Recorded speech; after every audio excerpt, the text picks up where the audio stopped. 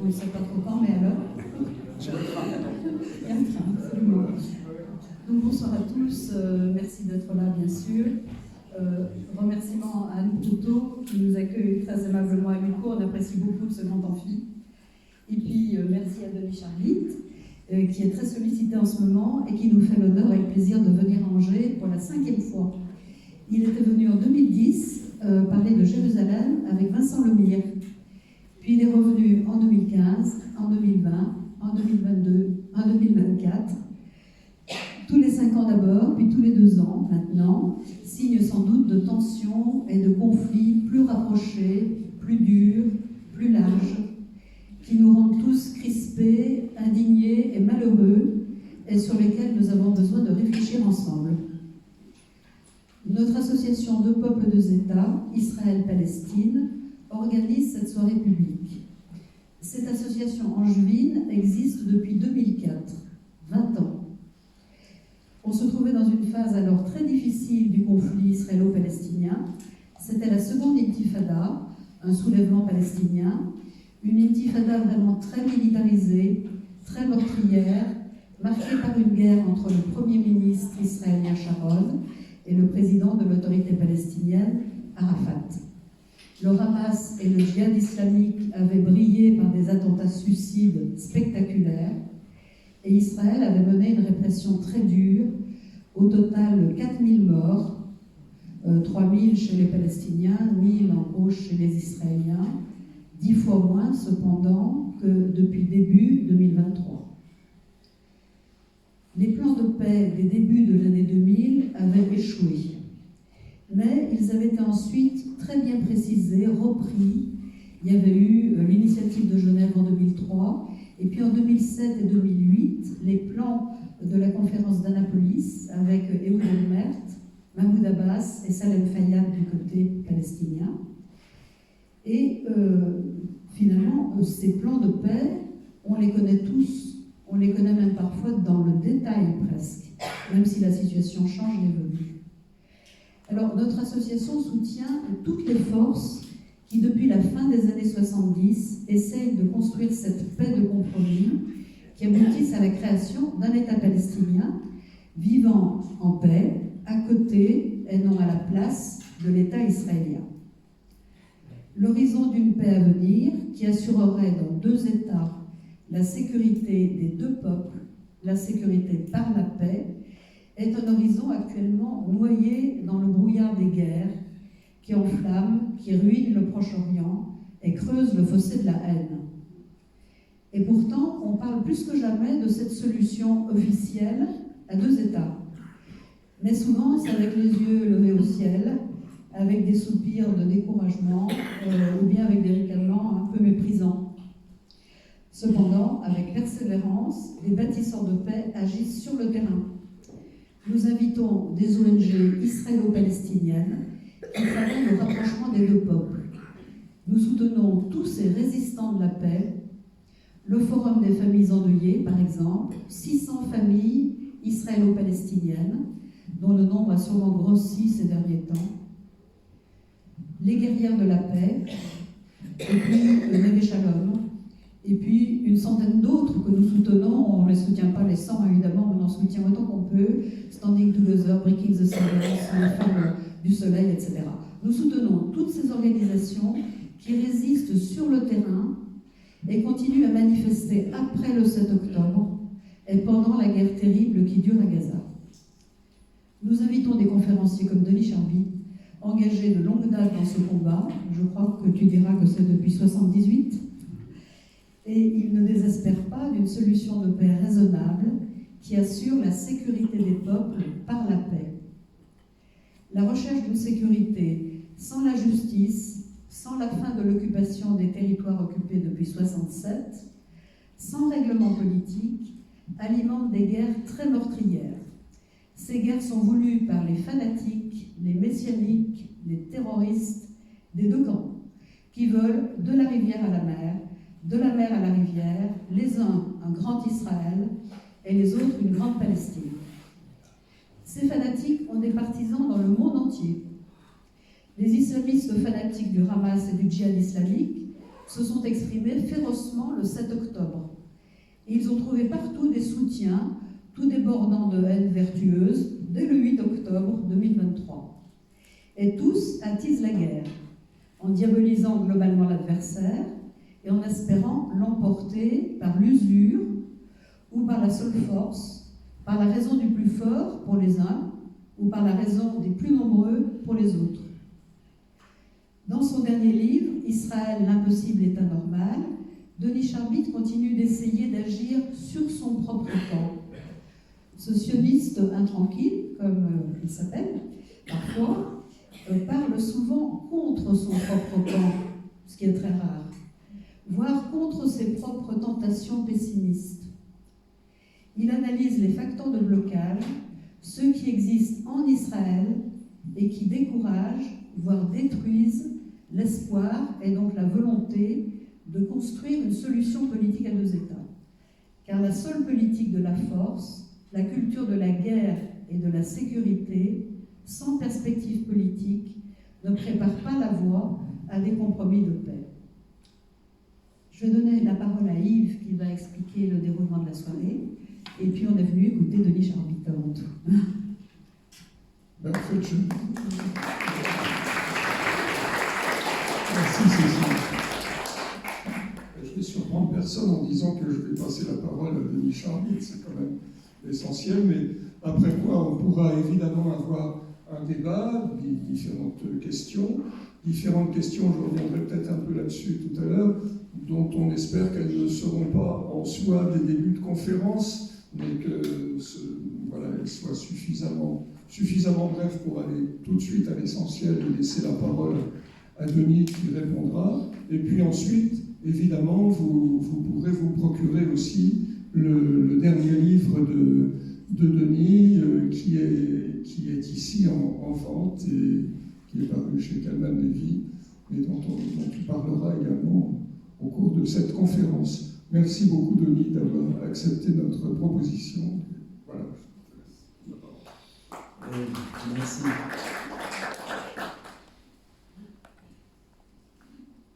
Merci Jouan, merci Cécile. Et Lucéo, bien entendu. Et Anne Couteau. Merci pour cette invitation renouvelée. C'est vrai que j'ai une belle liaison avec la ville d'Angers et tu as rappelé les dates de ces venues successives.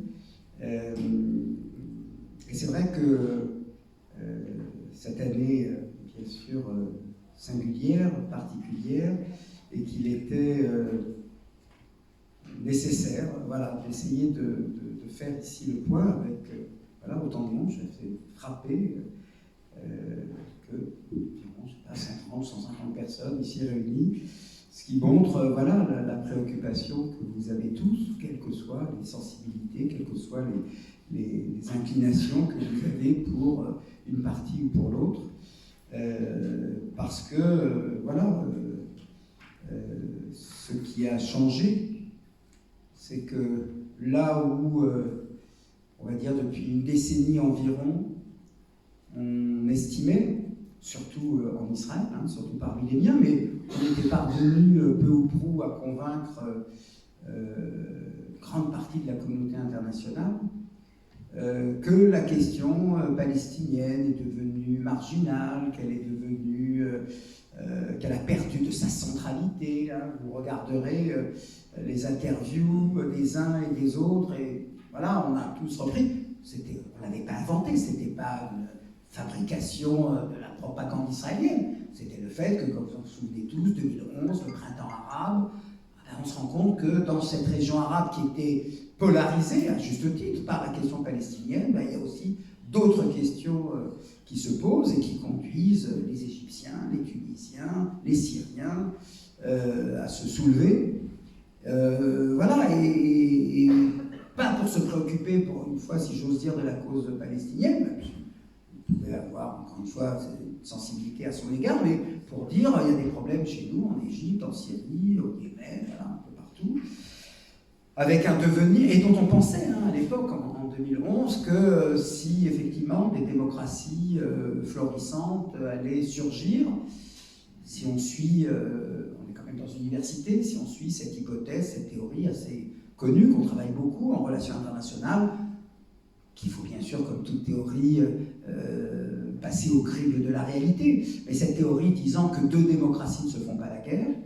Donc il y avait effectivement, malgré l'échec du processus d'Oslo, malgré l'échec du processus d'Annapolis, c'est vrai que je me souviens encore, début en Tunisie, vous vous en souvenez, avec le jeune Mohamed Bouazizi, et on se disait, voilà, si ça tourne au printemps arabe, c'était, rappelez-vous, on a oublié, la première expression c'était le printemps arabe, puis après on a parlé d'hiver arabe, partie, pas tous, mais c'est vrai finalement, quand on fait le bilan, voilà, il n'y a pas eu d'énormes changements, et même la Tunisie dont on pensait qu'elle tiendrait bon, c'est pas tout à fait ça, et l'Égypte,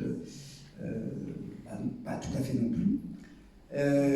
Donc voilà, on s'était pris à rêver, à penser que voilà, si du monde arabe émergent des régimes démocratiques, pas forcément des régimes parlementaires à l'israélienne ou à l'occidentale, mais enfin quelque chose voilà, qui établirait une volonté de réconciliation intérieure, mais également extérieure. Voilà, on y arriverait peut-être. Ça n'a pas été le cas. Et donc, compte tenu de cette prééminence des problèmes internes, on a considéré que, à tort ou à raison, à tort bien entendu aujourd'hui, on le constate, que voilà, la question palestinienne est devenue marginale, a perdu de sa centralité, et je peux vous le dire, puisque voilà, je me sens un petit peu en famille, puisque je suis régulièrement, je viens vous rendre visite, je peux vous dire, et ça fait partie, je dirais, voilà, de l'état de la situation actuelle aujourd'hui. C'est pas énorme, je n'aurai pas énormément de leçons d'optimisme à dispenser ce soir, mais vous allez comprendre pourquoi je pèse beaucoup mes mots, parce que il y a un an, avant 2023, quand je venais dans des... Je parle en Israël cette fois-ci, expliquer, raconter à la télévision, sur 24 News, ou dans le Haaretz, etc., ou dans des cercles, dans des associations qui venaient m'interroger, voilà, et que je commençais à évoquer la question palestinienne, j'avais le droit, c'était même pas des sifflets, même pas des huées, c'était, mais Charlie, vous êtes un dinosaure, la question palestinienne c'est terminé, plus personne ne s'y intéresse, regardez, eux-mêmes sont tellement peu préoccupés finalement de leur situation qu'ils ne trouvent rien d'autre qu'à se diviser, qu'à mener les uns et les autres une guerre civile. Alors on sait bien, je suis suffisamment politiste et historien pour savoir que les mouvements nationaux se font un petit peu la guerre, les mouvements de résistance même en France, etc., mais même le FLN contre... On sait, mais arriver à un tel point de division montre bien que voilà, eux-mêmes ne sont pas capables de trouver un semblant d'unité. Le nombre de fois, j'ai arrêté de les compter, les tentatives de réconciliation entre le Hamas et les Tatars qui échouaient à chaque fois, etc. Et puis, alors, si j'avance dans le temps, pour faire une sorte de bilan de 15 ans de cette thèse voilà, qui prédominait partout, si j'ajoute d'ailleurs, avant d'arriver à la conclusion, si j'ajoute également l'Iran, avec son projet de développer un armement nucléaire, c'est sûr que ça balayait la question palestinienne, parce que là, pour le coup, on est dans ce que les experts appellent les affaires stratégiques. Voilà. Avec cette capacité de déstabiliser le monde, de menacer le monde, etc. Et le Moyen-Orient, sunnite notamment, et Israël également. Et puis le nec plus ultra de cette théorie, encore une fois, que les faits corroboraient, c'est pas qu'on s'est trompé, c'est pas pendant 10 ans elle a été au centre et qu'on n'avait pas compris, elle n'était pas au centre.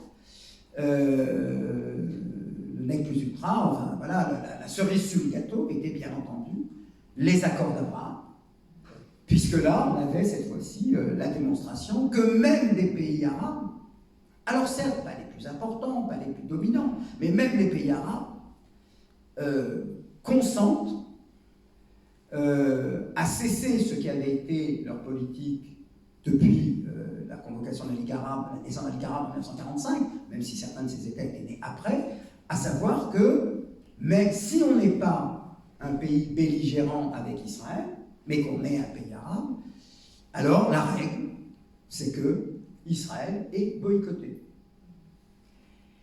Et lorsque voilà, Israël ayant affirmé sa présence années 50, années 60, 70, c'est sûr que ça laisse un peu de traces. La seconde règle, c'était, je parle de l'initiative arabe de paix du prince Fahd d'Arabie Saoudite, années 80, repris dans les années 90, repris en 2002, c'était le monde arabe consent à reconnaître Israël s'il y a préalablement la création d'un État palestinien. Et là, les accords d'Abraham viennent faire sauter ce dernier verrou, puisqu'ils disent, signent un accord. Alors, attention, ce n'est pas des traités de paix. Ça, c'était une manière de nous vendre quelque chose qui n'en était pas. Ce n'était pas des traités de paix pour une raison très simple, c'est que nous n'étions pas en guerre, ni avec le Bahreïn, ni avec les Émirats arabes unis, ni avec le Maroc. Mais c'était voilà, une normalisation des relations avec Israël qui ne passait plus par la case de départ, si je puis dire, de reconnaissance d'un État palestinien et fin de l'occupation israélienne. Les Palestiniens, avec ces accords d'Abraham, et c'était voulu par Benjamin Netanyahou, qui est le Premier ministre d'Israël, c'était les Palestiniens ont perdu ce droit de veto qu'ils exerçaient, à savoir, vous ne reconnaissez pas Israël tant que notre problème n'est pas résolu. Ce qui me semblait d'ailleurs, je veux dire, assez logique, assez... Ben voilà, plusieurs États arabes disent terminé, le veto palestinien n'existe plus. Bien entendu que le Maroc était un peu plus éloquent, disant nous n'oublions pas la question palestinienne, etc. Mais en tout cas, ne posait plus de conditions pour... Voilà quel était l'état des choses. Et donc, pour en revenir à ce climat, à cette période-là, on disait mais c'est fini, la question palestinienne, ils sont divisés, les accords d'Abraham, etc. Même dans le monde entier, c'est terminé. Toutes les tentatives, regardez les relations françaises, franco-israéliennes, qui pendant des années, peu ou prou, étaient inspirées ou animées par l'idée qu'il serait bon d'établir un linkage, un lien entre l'approfondissement des relations avec Israël et l'avancée du processus de paix. 2004-2005, avec le désengagement de la bande de Gaza, terminé, les relations bilatérales franco-israéliennes doivent fonctionner, doivent aller à leur rythme, échanges économiques, échanges culturels, coopération stratégique autour de l'Iran et du nucléaire, etc. Et puis, bah oui, c'est vrai, la France garde un différent significatif autour de la question palestinienne. Nous pensons que la solution est ces cas. Aujourd'hui, où on en est? Alors, je le précise, je le dis également dans le livre, j'étais donc en année sabbatique de août 2023 à juillet 2024. Donc je n'étais pas en Israël le 7 octobre. J'étais d'abord aux États-Unis, à l'université du Vermont, du UVM, dans un département de sciences politiques, et professeur invité, comme on dit, et après un passage en Israël pour voir les miens, nos enfants, nous sommes passés à ce moment-là en France. Professeur invité à Sciences Po dans le campus de Menton, qui est un campus dédié au Moyen-Orient et à la Méditerranée, voilà, pour y enseigner d'ailleurs le conflit israélo-palestinien. Et puis donc, voilà, après mai, juin, juillet à Paris, en attendant donc de revenir en Israël, je suis revenu au mois d'août. Et donc, pour y être revenu depuis le mois d'août, ça fait 2-3 mois avec, vous voyez, l'approche en France aujourd'hui, mais enfin, globalement, la rentrée universitaire reprend, donc je reprends mes cours et ma charge de cours et les recherches à poursuivre. Je vois ce qui a changé. C'est-à-dire qu'il y a un an encore, on disait c'est un dinosaure, la question palestinienne, c'est terminé, c'est marginal, etc. Aujourd'hui, quelque chose a changé en Israël. Plus personne n'osera me dire la question palestinienne est marginale, etc. Alors vous allez dire, ah, donc il y a du progrès. Bah oui et non, parce que la situation elle n'est jamais simple, et surtout pas cette année.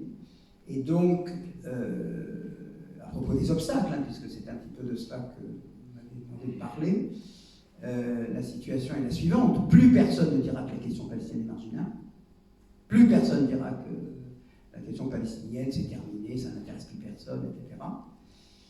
Mais en revanche, il est indiscutable, et c'est toute l'ambiguïté de la situation politique actuellement, puisque d'un côté, Netanyahou est venu avec sa coalition qui déjà elle-même avait commencé très mal l'année avec ce projet de réforme judiciaire qui a entraîné un soulèvement qui va bien au-delà de la gauche et du centre, etc., considérant qu'il y a menace sur la démocratie israélienne.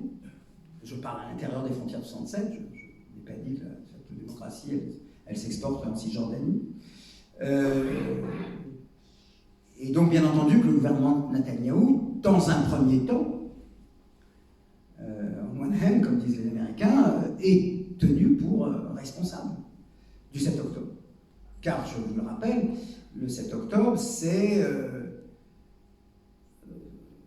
une défaillance d'État. Un État implose. Un État n'est plus en mesure d'assurer les services fondamentaux pour lesquels un État existe. Je dirais presque, même si l'appellation en relations internationales veut dire un peu autre chose, on est un État failli. Alors pas failli au sens où, par lequel on entend en général quand on parle de certains pays d'Afrique ou d'Asie ou d'ailleurs, mais un État en faillite parce qu'il ne répond plus.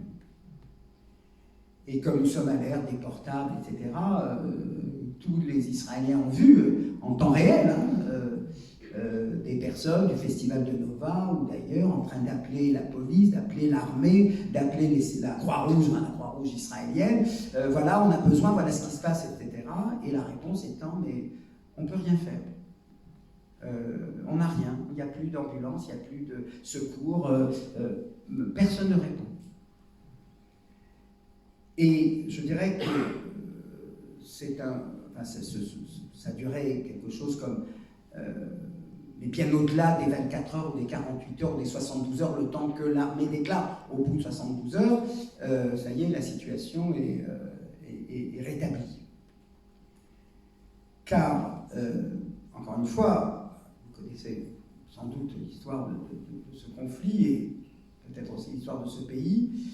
On a beaucoup évoqué le plus jamais ça à propos d'Israël, et effectivement, le plus jamais ça, version israélienne, veut dire plus jamais victime, pas plus jamais de victimes. Les victimes des attentats, vous citiez la seconde intifada, et je veux dire, nous, on se mesure, depuis les années 70, avec un terrorisme chronique. C'est-à-dire, c'est pas 3 fois dans l'année 2015, le Bataclan, Charlie Hebdo, Hyper Cacher, Nice l'année d'après, puis ça se tasse. Nous, c'est dans une sorte de permanence, qui fait que donc des victimes, bien sûr, on en a toujours eu, et jamais l'État d'Israël n'a prétendu qu'il était capable d'éviter quelque victime que ce soit. Mais en revanche, ce qui était, je dirais, consubstantiel, congénital à l'État d'Israël, c'est pas, il n'y aura plus jamais de victimes, personne ne l'a jamais prétendu. Mais ce qui était caractéristique, pour vous faire mesurer, pour faire apprécier, évaluer le traumatisme, la sidération, comme on l'a dit souvent, c'est que un attentat en Israël, ça commence à 1h A, et ça dure un quart d'heure, une demi-heure, 1 heure, 2 heures, et c'est terminé. L'événement est clos. Parce que arrivent dans un quart d'heure, 1 heure, tous les services compétents, l'armée, la police, l'ambulance, le civil qui porte une arme et qui donc intervient. Et je disais même, j'ai souvent fait remarquer que la manière, compte tenu de ce terrorisme chronique, terrorisme au sens très classique de qui vise des civils. Voilà. Pas d'autre définition que celle-là, qui a toujours été la définition la plus admise, même si juridiquement le droit international n'en fait pas cas.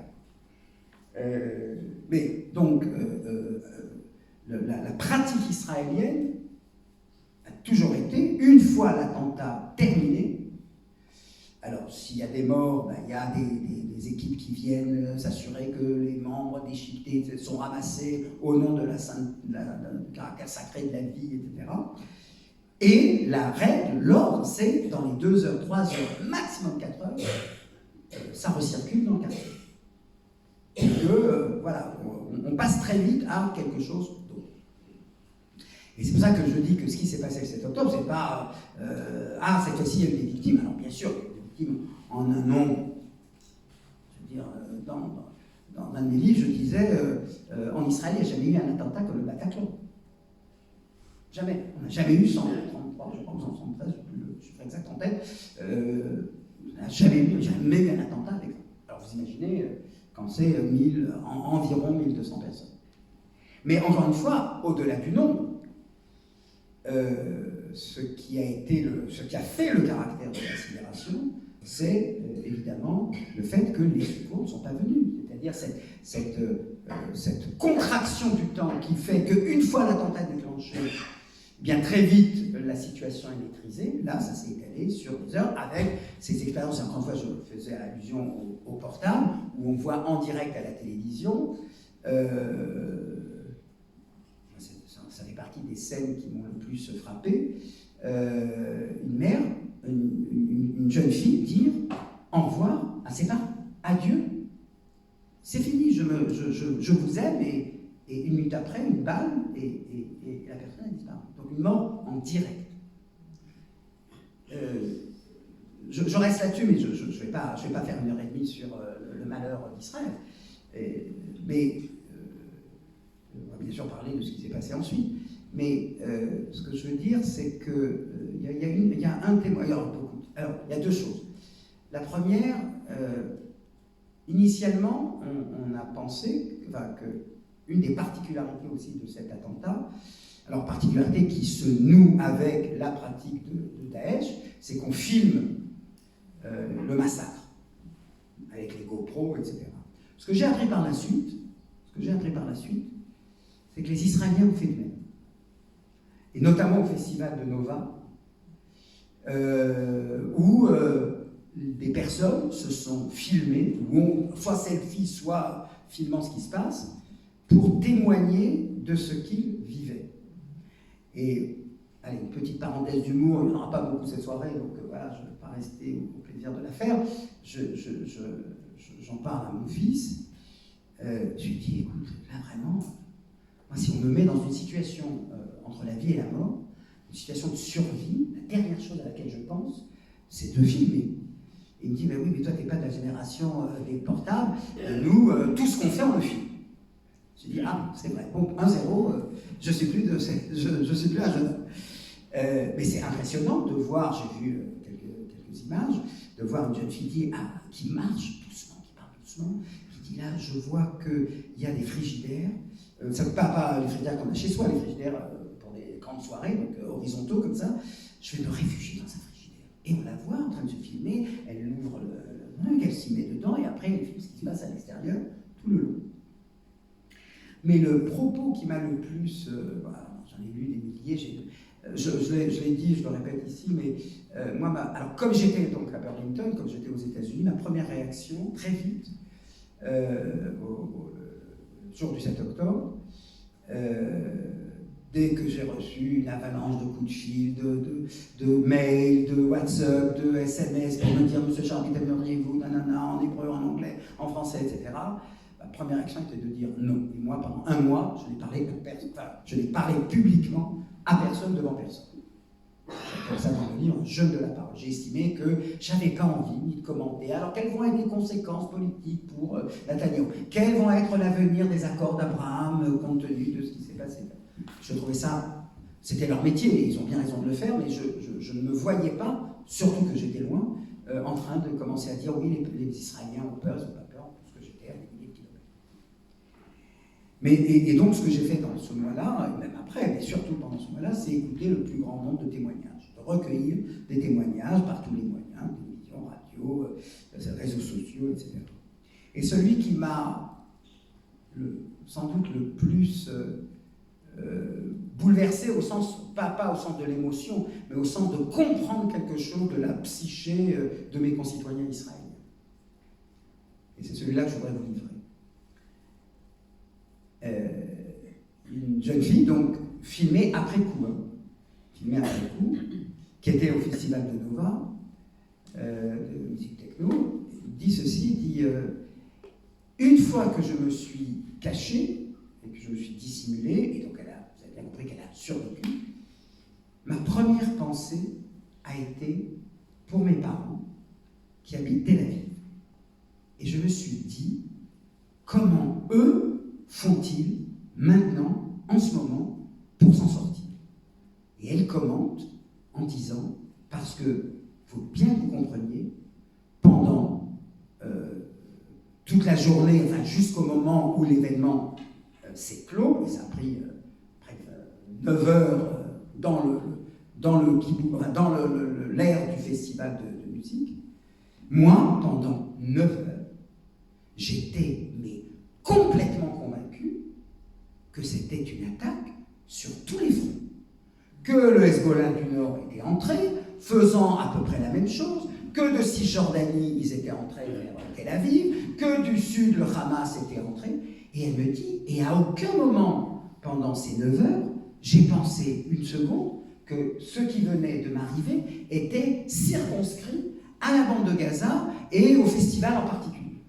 Elle me dit, j'étais sûr, c'était la fameuse attaque conjointe, on en parlait beaucoup, effectivement, la fameuse attaque conjointe de tout Israël.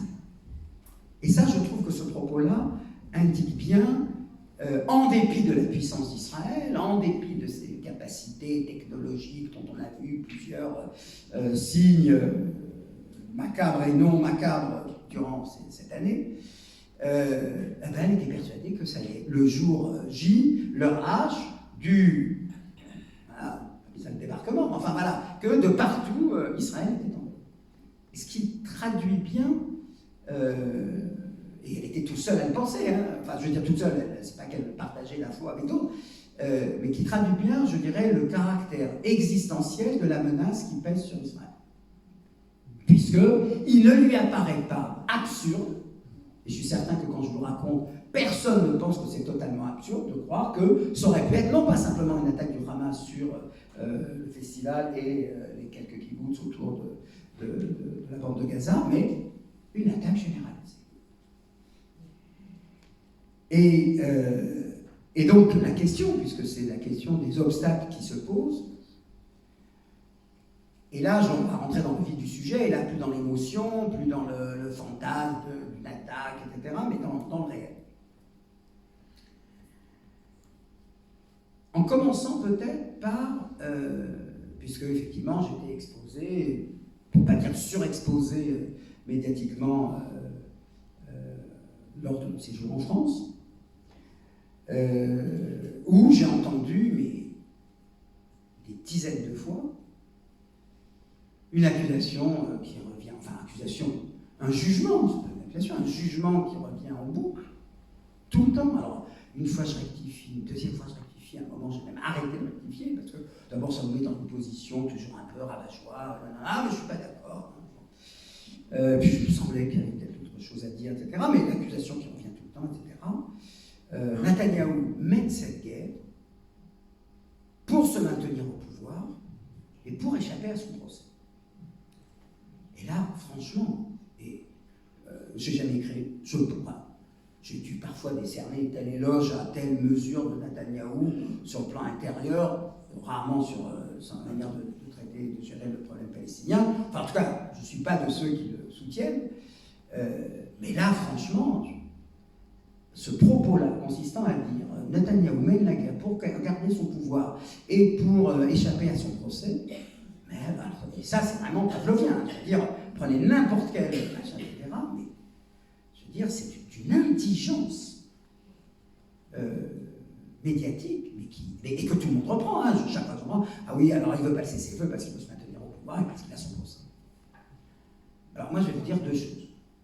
Et encore une fois, je pense que je peux le dire avec crédibilité parce que je ne peux pas être soupçonné de soutenir Netanyahou, y compris durant cette guerre. La première, bon, je la démocratie israélienne est une démocratie, même en temps de guerre. Et en démocratie, il y a un concept qui s'appelle l'indépendance de la justice. Si qui que ce soit pense que parce qu'il y a la guerre et que Netanyahou est actuellement le chef de guerre, on interrompt son procès, vous vous trompez. Le procès continue, et même mieux que ça, le 3 décembre, il doit comparaître pour présenter sa défense face à ses accusés, les avocats de la partie. Donc, premièrement, au nom de quoi? Parce qu'on mène une guerre, un procès, on n'est pas une république bananière. Oui, c'est vrai, les tribunaux n'ont pas fonctionné pendant 2-3 semaines, mais à l'instar de toutes les autres institutions, au mois d'octobre, puis après, ils ont repris leur. Deuxième chose, cette idée qu'il continue cela pour faire la guerre, etc. Alors, 2 choses. D'abord, concernant son procès. Il arrivera à son terme un jour ou l'autre. Il y a 3000 témoins, donc il y a plusieurs affaires. En fait, ce n'est pas une seule affaire, c'est 3 affaires, c'est 3 dossiers différents. Donc, il arrivera à son terme, et ça, je peux pas le garantir, je ne suis pas. Mais mon hypothèse, c'est que si Netanyahou est condamné, et qu'il est condamné à de la prison ferme,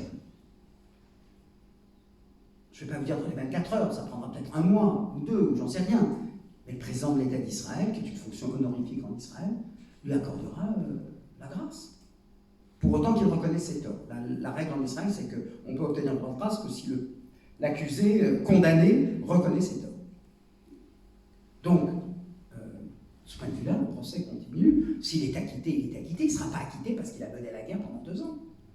On ne va pas le condamner parce qu'il n'a pas prévu le 7 octobre. Attendez, dans une justice indépendante, on ne sort pas des affaires qui n'ont rien à voir.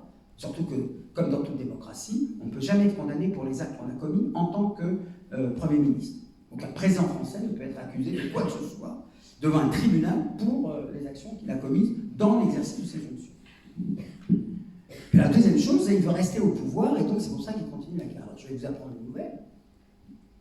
Non, c'est pas ça. C'est pas ça la raison. Bien sûr qu'il veut rester au pouvoir, mais vous connaissez un homme politique qui ne veut pas rester au pouvoir? Moi j'en connais un seul, Pierre Mendès France. Sorti Pierre Mendès France, tous les hommes politiques veulent toujours rester au pouvoir. Ben, c'est vrai. Il avait fait 7 mois, 17 jours, c'était l'exercice du pouvoir qu'il avait. Donc oui, il veut rester au pouvoir, bien sûr. Et bien, sans doute qu'il y a une dimension personnelle, mais comme pour tout homme politique. Mais la raison profonde de la poursuite de la guerre, et elle est plus compliquée, si j'ose dire. Et là, encore une fois, un peu de relations internationales, cours de première année, Clausewitz, la continuation de la guerre, c'est la continuation de la politique par d'autres moyens. Alors je vais dire ça en français plus clair. Dans toute guerre, qu'on soit l'agresseur ou l'agressé. Ça peut être Zelensky, ça peut être Poutine. Dans toute guerre, l'objectif principal, c'est, pour le pays à la tête duquel il se trouve, c'est de se trouver dans une situation stratégique meilleure que celle qu'il était lorsque la guerre a commencé. Pas compliqué, c'est valable pour tout le monde. Que ce soit le bon côté ou que ce soit le mauvais côté, que ce soit Hitler ou que ce soit Churchill et Roosevelt. Quand il y a une guerre, qu'elle vous soit imposée ou que vous ayez décidé de la mener, le but de la guerre et le succès ou la défaite, qui est sans doute aujourd'hui moins clair que ce que c'était il y a 1 siècle ou 2 siècles, mais le succès ou la défaite dépend d'un seul critère.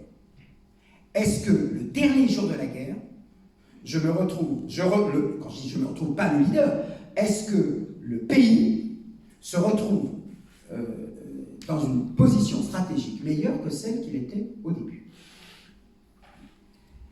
Et là, je vais analyser la guerre vue par Netanyahou.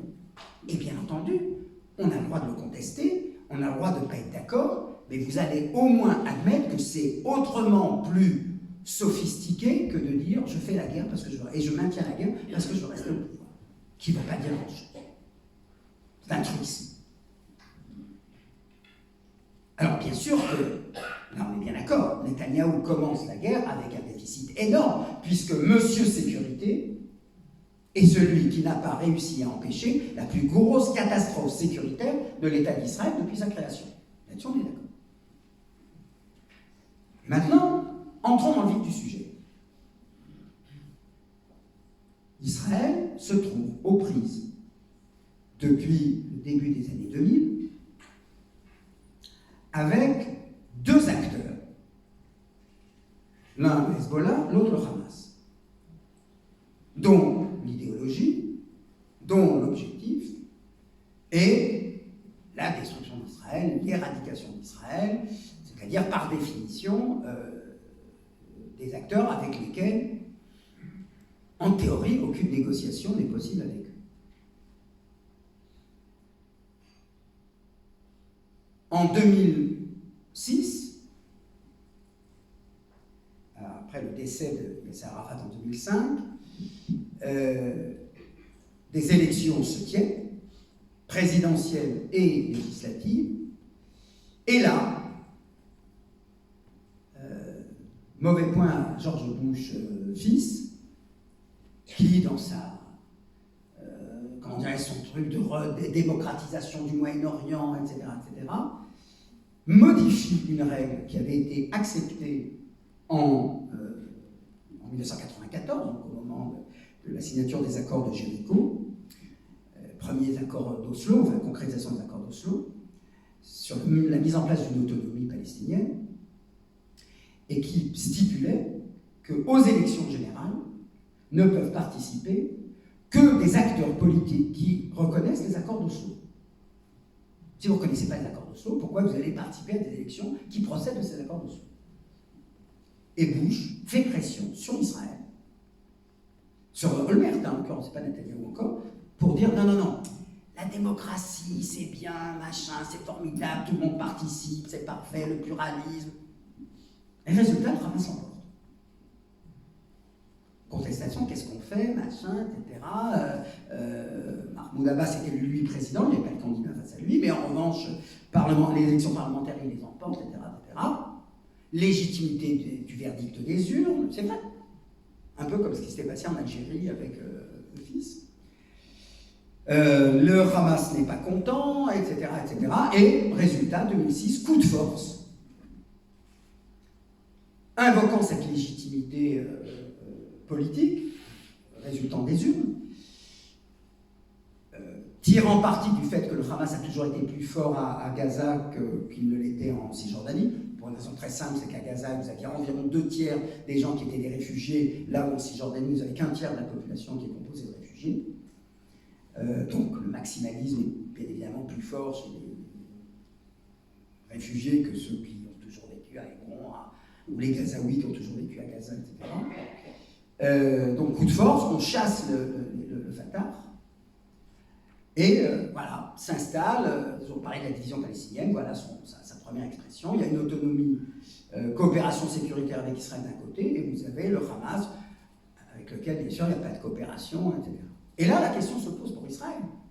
Olmert et les autres, etc. Qu'est-ce qu'on fait? Comment on fait? Et là, ce qu'a fait Israël, quand on voit ce qu'elle a fait cette année, on comprend qu'Israël a fait ce qu'on appellerait une politique de containment. On dit en français antiquement. On s'accommode. Bon, c'est pas un adversaire facile, mais comme il a une autorité sur 2 millions d'habitants et qu'il a des problèmes financiers, etc., on va voir comment on s'accommode. Alors, le résultat, vous le connaissez, de 2006 à 2023, avant le 7 octobre, alors de temps en temps, et en général, dans tous les cas sauf un, c'est de Gaza que partent des roquettes sur les localités israéliennes, et Israël riposte. Et regardez comme les choses ont changé. Vous voyez, comme quoi il faut réviser, l'histoire nous oblige à réviser ce qu'on écrit. Je disais, et ce n'est pas du tout ironique, je disais, les Palestiniens et les Israéliens ont une chance que n'ont pas les autres peuples dans le reste du monde, à savoir que quand il y a une guerre, 1 semaine, 3 semaines, 1 mois, 50 jours, maximum, il y a un cessez-le-feu. regardez, toutes les opérations militaires de 2006 à 2023, on laisse Israël. Ça se passe comme le scénario est comme ça. Le Hamas attaque, Israël riposte à cause de la pression des habitants de la région, mais d'une manière, on dirait, riposte graduelle. En 2014, c'était un peu plus court. Là, vous aviez à peu près 3000 morts. En général, beaucoup moins.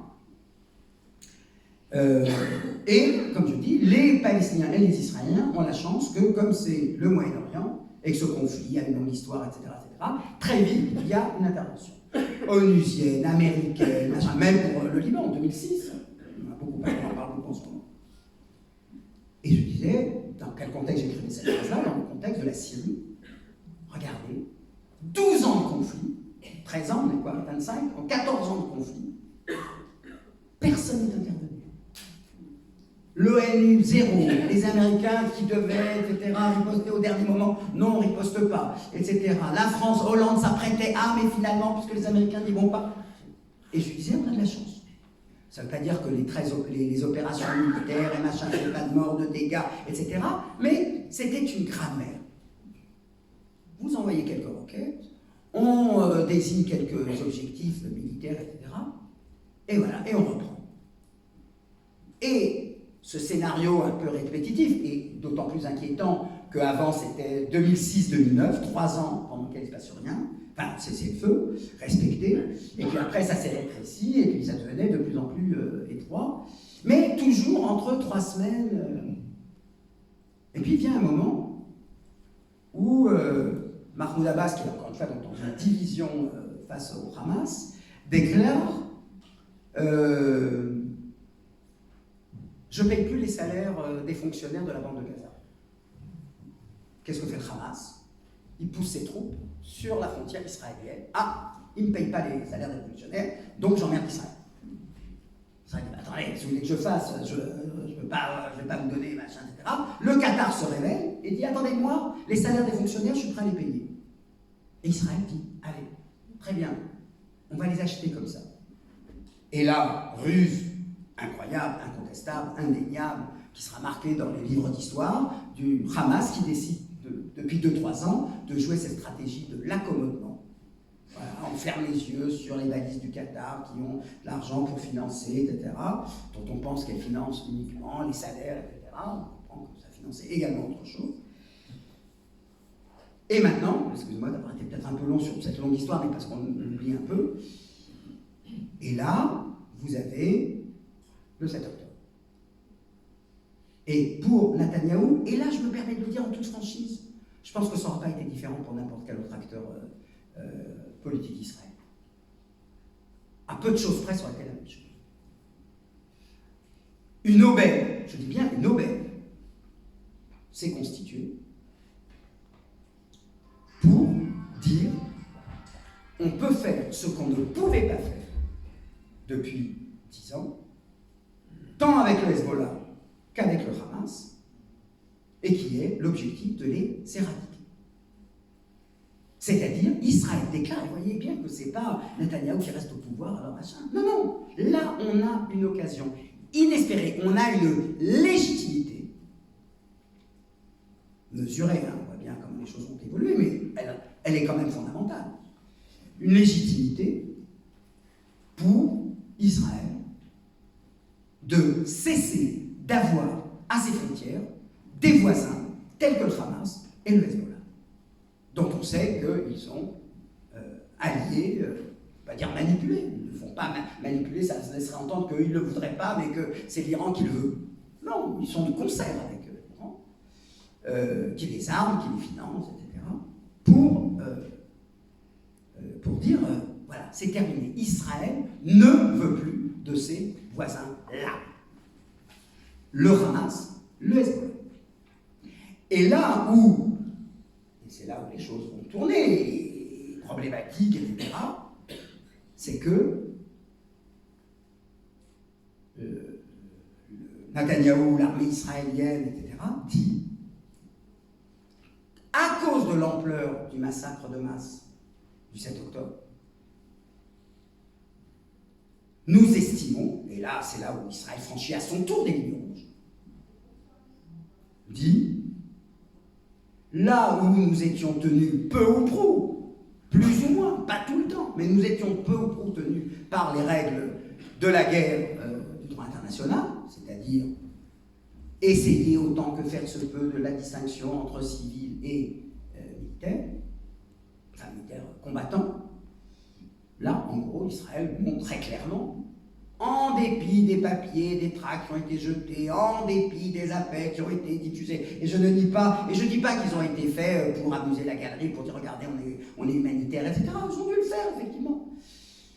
Mais voilà, la sidération, quand on dit c'est un conflit existentiel, ben, ça veut dire qu'on est, oui, un peu comme on est dingue si on se retrouve dans une situation où on. Voilà. Et donc, de ce point de vue-là, et c'est pas du tout une justification que j'apporte, c'est une explication que j'apporte, c'est-à-dire, si c'est pas maintenant, si c'est pas aujourd'hui, après le 7 octobre, il y aura peut-être un 7 octobre dans 10 ans, il y aura peut-être un dans 20 ans, ça peut dépendre du cours de l'histoire. Mais ce qui est clair, c'est que si c'est pas maintenant qu'on saisit l'occasion d'en finir avec le Hamas et le Hezbollah, quel que soit le prix à payer des civils, palestiniens ou libanais, et là maintenant j'ajoute, comment dirais-je, l'élément qui vous allez dire, ah oui, effectivement, c'est compliqué. Pourquoi? Parce que quiconque, et là j'entends mettre tout le monde, vous tous ceux qui me lisent, en face de nos responsabilités. Car il faut bien comprendre, et la leçon est cruelle, et la leçon est amère, mais il faut l'entendre. Quiconque souhaite, exige, réclame un cessez-le-feu, il y a 3 mois, il y a 6 mois, aujourd'hui, c'est-à-dire avant que le Hamas et le Hezbollah ne se rendent, très bien, justifié par l'hécatombe insoutenable, insupportable des milliers de victimes palestiniennes et d'un millier actuellement de victimes du Liban. Et entre parenthèses, une petite digression pour dire il n'y en a qu'un millier du côté libanais, parce que le million d'habitants du sud-Liban est parti vers le nord, et que bien entendu, quand vous avez plus de trucs, vous avez beau larguer des bombes, elles ne vont pas toucher les civils qui sont à 100, 200 ou 300 km.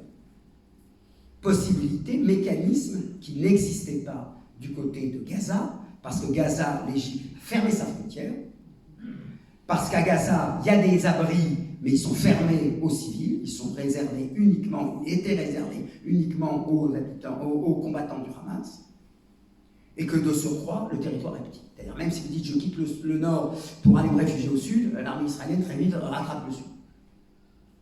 Mais je reviens sur la démonstration. Quiconque prétend ou réclame, pour de très bonnes raisons, attention, hein, on est du même bord là, quiconque dit il faut un cessez-le-feu aujourd'hui, il y a 3 mois, il y a 6 mois, pour arrêter l'hécatombe des civils, et c'est hautement généreux et hautement justifié, je ne conteste absolument pas le bien fondé de la revendication, mais il faut qu'il soit conscient, que vous soyez conscient, de la signification de ce cessez-le-feu. Et la signification de ce cessez-le-feu, c'est que le Hamas se maintient et que le Hezbollah se maintient. Et vous pouvez dire, oui, pourquoi pas, très bien. Ah oui, à ceci près, et c'est l'obstacle, que si le Hamas se maintient et le Hezbollah se maintient, ne venez pas chercher Israël pour discuter d'une négociation avec les Palestiniens pour réaliser ce fameux jour d'après. Mesdames, messieurs, c'est comme ça. C'est-à-dire qu'il n'y a pas de choix facile.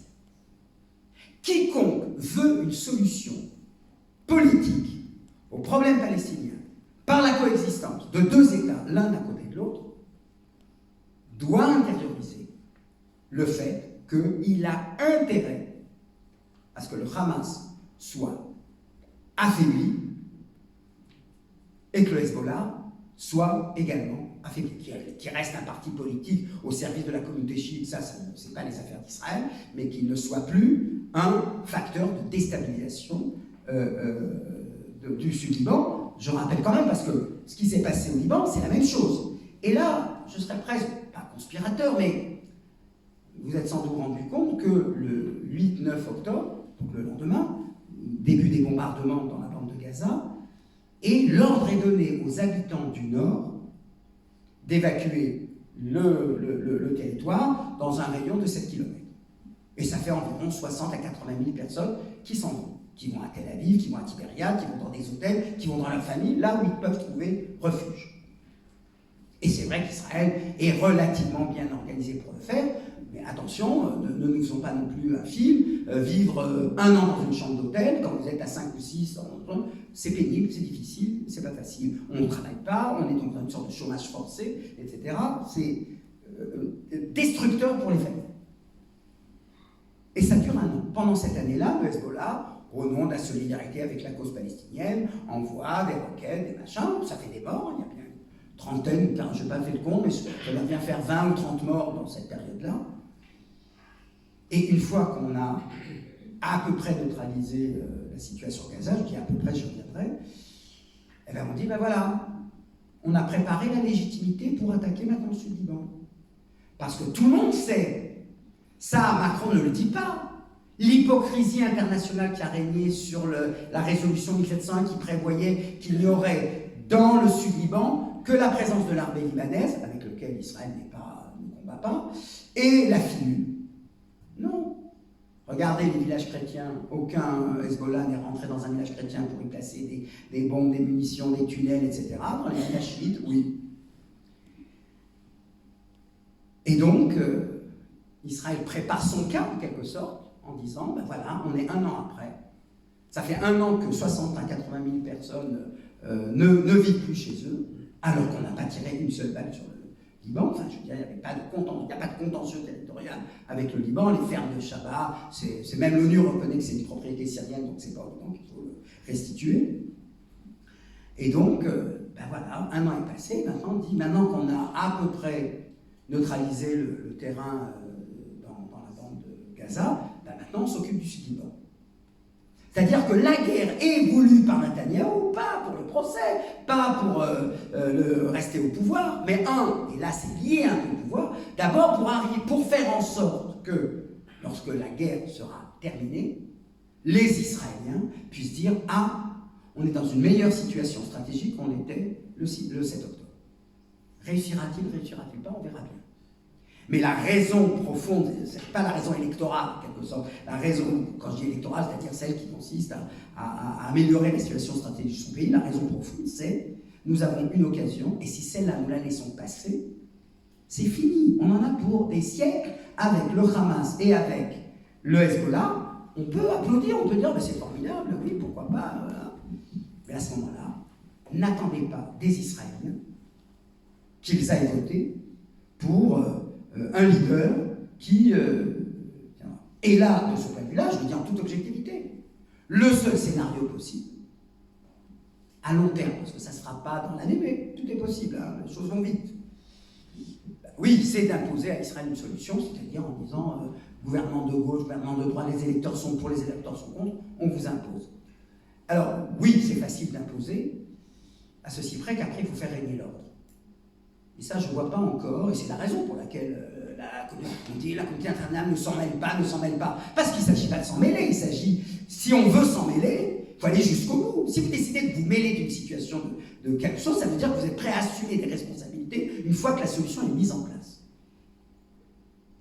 Et je ne suis pas sûr que France, Amérique, etc. veulent assumer une telle situation. Mais je n'exclus pas que dans 5 ans, dans 10 ans, si Israël persiste à être dans cette ligne-là, qui présente de graves problèmes, hein, je ne la justifie pas, j'essaie d'expliquer. Il n'est pas impossible que dans 5 ans, dans 10 ans, je ne saurais pas le chiffrer,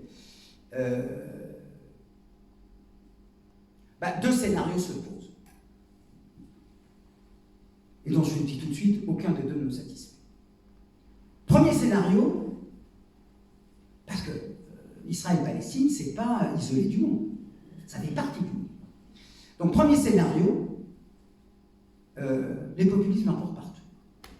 Trump gagne les élections, Marine Le Pen gagne les élections, Qui c'est qui manque? Vlaams-Blok en Flandre et en Wallonie qui a des élections. La Hollande c'est fait, l'Italie c'est fait, la Hongrie c'est fait, la Pologne c'est fait, etc., etc. On a la Russie, la Chine, etc. Et là, mais je serai le premier à en être malheureux, Israël colonie jusqu'au bout et la question palestinienne c'est terminé. C'est-à-dire on n'a plus le monde derrière nous, alors, il y aura toujours les étudiants, il y aura les élites, ceci, cela, mais premier scénario, catastrophe. C'est-à-dire, voilà, le monde consent, puisque voilà, on est sur la même longueur, donc populisme israélien, populisme français, populisme machin, etc. Alors, il y aura peut-être l'Espagne qui tiendra bon, et encore, on ne sait rien, l'Irlande, la Norvège, hein, ils avaient rien actuellement, mais c'est des démocraties, et là aussi ça va basculer. Deuxième scénario, qui est pour moi tout aussi, alors pas problématique de la même manière, mais qui reste problématique par rapport à l'idée que je me fais de mon pays et l'idée que je me fais de mes concitoyens, ben voilà, c'est une situation en Afrique du Sud, comme en 94, c'est-à-dire à un moment, c'est pas BDS, telle association, franco-palestine, machin, qui dit n'achetez pas ceci, non, c'est le monde entier qui est, alors, ne serait plus populiste, mais serait, on va dire, libéral, au sens politique du terme, hein, pas économique, enfin, au sens économique, mais enfin, je veux dire, en gros, des élites, bah, celles qui ont aujourd'hui 20 ans, 25 ans, 30 ans, parce qu'on voit qu'il y a un truc générationnel,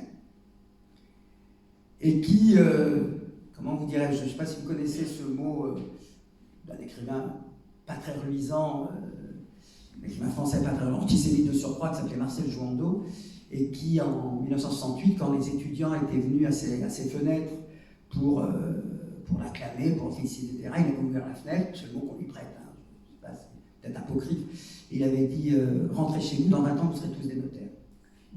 Alors, de deux choses l'une, ou les étudiants actuellement qui sont Free Palestine, dans 20 ans, deviennent tous des notaires, donc en gros se rangent et se souviendront avec nostalgie des années où ils ont été radicaux, possible, ou bien c'est quelque chose de nouveau, c'est une nouvelle génération dont c'est la cause, loin de la marginalisation et de la décentralisation de la cause, etc., et qui deviennent demain les élites, et qui disent Israël terminé. Or, autant la phrase de Macron sur n'oubliez pas que l'ONU a créé, etc., était mal formulée, en tout cas prêtait à ambiguïté, autant il aurait pu dire ce qu'il voulait dire, mais il ne l'a pas prononcé de cette manière-là, il aurait pu dire tout simplement Israël a besoin de la légitimité internationale, Israël ne peut pas tenir longtemps sans légitimité internationale. Et là, je peux vous dire que ça aurait été beaucoup plus... Je ne sais pas si ça aurait été entendu en Israël, mais là, on n'aurait pas... Netanyahou ne serait pas allé de sa leçon d'histoire, qu'il s'est donné la liberté de donner à Macron, parce que, je veux dire, au nom de quoi le fait qu'Israël ait été initialement le fruit d'une résolution onusienne fait qu'elle a une légitimité moindre. Elle a une légitimité moindre, au contraire, j'ai presque envie de dire, c'est le seul pays peut-être de la planète dont l'idée relève d'une décision internationale. Je trouve que c'est plus légitime que des tas de pays qui sont créés sans demander l'avis à personne. Et je dirais d'ailleurs, pour compléter, que Macron aurait été bien inspiré si déjà il avait évoqué la résolution 181, de dire, je vous rappelle, n'oubliez pas Israël, enfin Netanyahou, s'adresse à Netanyahou, n'oubliez pas Netanyahou que la création d'Israël relève d'une décision de l'ONU, laquelle prévoyait également la création d'un État arabe de Palestine, lequel n'existe toujours pas encore. Là, je peux vous dire que ça aurait été beaucoup plus efficace et beaucoup plus habile que de dire, de formuler les choses comme il l'a fait. Mais le fait est que je n'exclus pas ce deuxième scénario, voilà, qui ne me fait pas pavoiser parce que j'ai une trop haute idée de mon pays pour souhaiter, comme vous avez pu d'ailleurs le faire concernant l'Algérie, à savoir que ce n'est pas l'ONU qui a dit la France dehors. C'est le général de Gaulle qui, sentant bien les choses, en dépit de la victoire militaire française sur le terrain, a dit il vaut mieux que nos enfants et nos petits-enfants apprennent qu'un jour le général de Gaulle a décidé de mettre fin à la présence française en Algérie. Bien sûr, le FLN y était pour quelque chose, je ne veux pas sous-estimer le rôle du FLN, mais le fait est que c'est comme ça que ça apparaît. Et je fais partie de ceux qui voudraient, moi aussi, que mes petits-enfants, il n'y a rien que je n'ai pas, hein, mais que 4 enfants, mais je ne pas petits-enfants, j'aimerais effectivement que mes petits-enfants apprennent qu'un jour, les Israéliens ont désigné, alors c'était Yitzhak Rabin qui était censé jouer ce rôle-là jusqu'au bout, mais il n'a pas pu le faire, et qu'un jour, les Israéliens ont compris que toutes les justifications qui expliquent et qui justifient l'existence d'Israël, le lien sectaire et l'histoire de l'antisémitisme culminant avec la Shoah, ne peuvent justifier qu'Israël exerce son autorité sur 100% de la Palestine mandataire. Je préfère que ce soit ça qu'ils apprennent, plutôt qu'on leur dise, ben voilà, en 2000, je ne sais pas quoi, les nations du monde se sont et on dit Israël, vous partez tout de suite. Mais il faut bien comprendre, même partir tout de suite suppose qu'elle soit présente pour assurer la suite, le cours des choses. Donc, le paradoxe est celui-là. C'est-à-dire qu'on est dans un deadlock, un catch-22, comme dirait l'ancien américain Joseph Heller. C'est-à-dire que si pour des raisons humanitaires, on a toutes les raisons de vouloir que le cessez-le-feu soit imposé, pas aujourd'hui, il y a déjà 6 mois, il faut bien comprendre la conséquence politique de cette situation, c'est-à-dire que le Hamas et le Hezbollah se maintenant, il ne faut pas attendre d'une négociation. Ça, c'est le premier point. Le deuxième point, et je finirai peut-être là-dessus pour laisser place après les questions, je vous dis qu'il y a plein de questions et je ne vais pas tout évoquer. Ça veut dire que le fameux jour d'après, pour employer cette métaphore, pour l'employer très vite, et je l'ai tout de suite dit, mais c'est trop tôt. Parce que pour que le jour d'après, attendez, des négociations qui ont commencé, qui ont échoué, on les connaît tous par cœur. Oslo, Annapolis, Abbas Olmert, etc. La mission Kerry en 2014, c'est la dernière fois qu'il y avait des négociations. Ça fait déjà 10 ans qu'il n'y a pas eu une seule négociation entre Israéliens et Palestiniens. 2014. Et avant qu'on y arrive, il faut 3 préconditions. La première, ça on saura déjà dès la semaine prochaine, dans 15 jours, la victoire de Kamala Harris passe à de Donald Trump. Donald Trump est élu, terminé, plus de jours après. C'est pas l'Europe avec les meilleures intentions et c'est pas l'impulsivité de Macron que je comprends, hein, je veux dire, elle ne me choque pas, hein, qui changera quoi que ce soit à l'affaire. Deuxième précondition, élection en Israël. Si je respecte le calendrier formel, ce sera en novembre 2026. C'est beaucoup. Je pense que après un cessez-le-feu, s'il est obtenu aux conditions d'Israël, c'est-à-dire avec un Hamas lourdement affaibli et un Hezbollah lourdement affaibli, il est à peu près certain que Netanyahou convoquera les élections. Lui dira je vais faire des élections. Parce qu'on sera dans cette situation que j'ai décrite tout à l'heure, une situation stratégique meilleure que celle du 7 octobre. Et là, si Netanyahou est réélu, terminé, plus de 7 octobre. Plus de jours après. Netanyahou ne peut pas être l'homme de la paix, ne peut pas être l'homme de la négociation avec les Palestiniens, c'est pas dans son ADN. Et troisième précondition, et c'est sans doute, alors la première, on va voir, la deuxième, tout dépend de comment ça se termine. Petite parenthèse, si dans les 3 semaines, les négociations sur les otages aboutissent, et que sur les 101, il y en a 50 qui reviennent vivants, Netanyahou convoque des élections 3 mois après. On ne fait pas là, pour un coup, les Français, chapeau, dissolution, c'était 3 semaines après. Nous, on ne sait pas faire. Nous, c'est minimum 3 mois. D'après la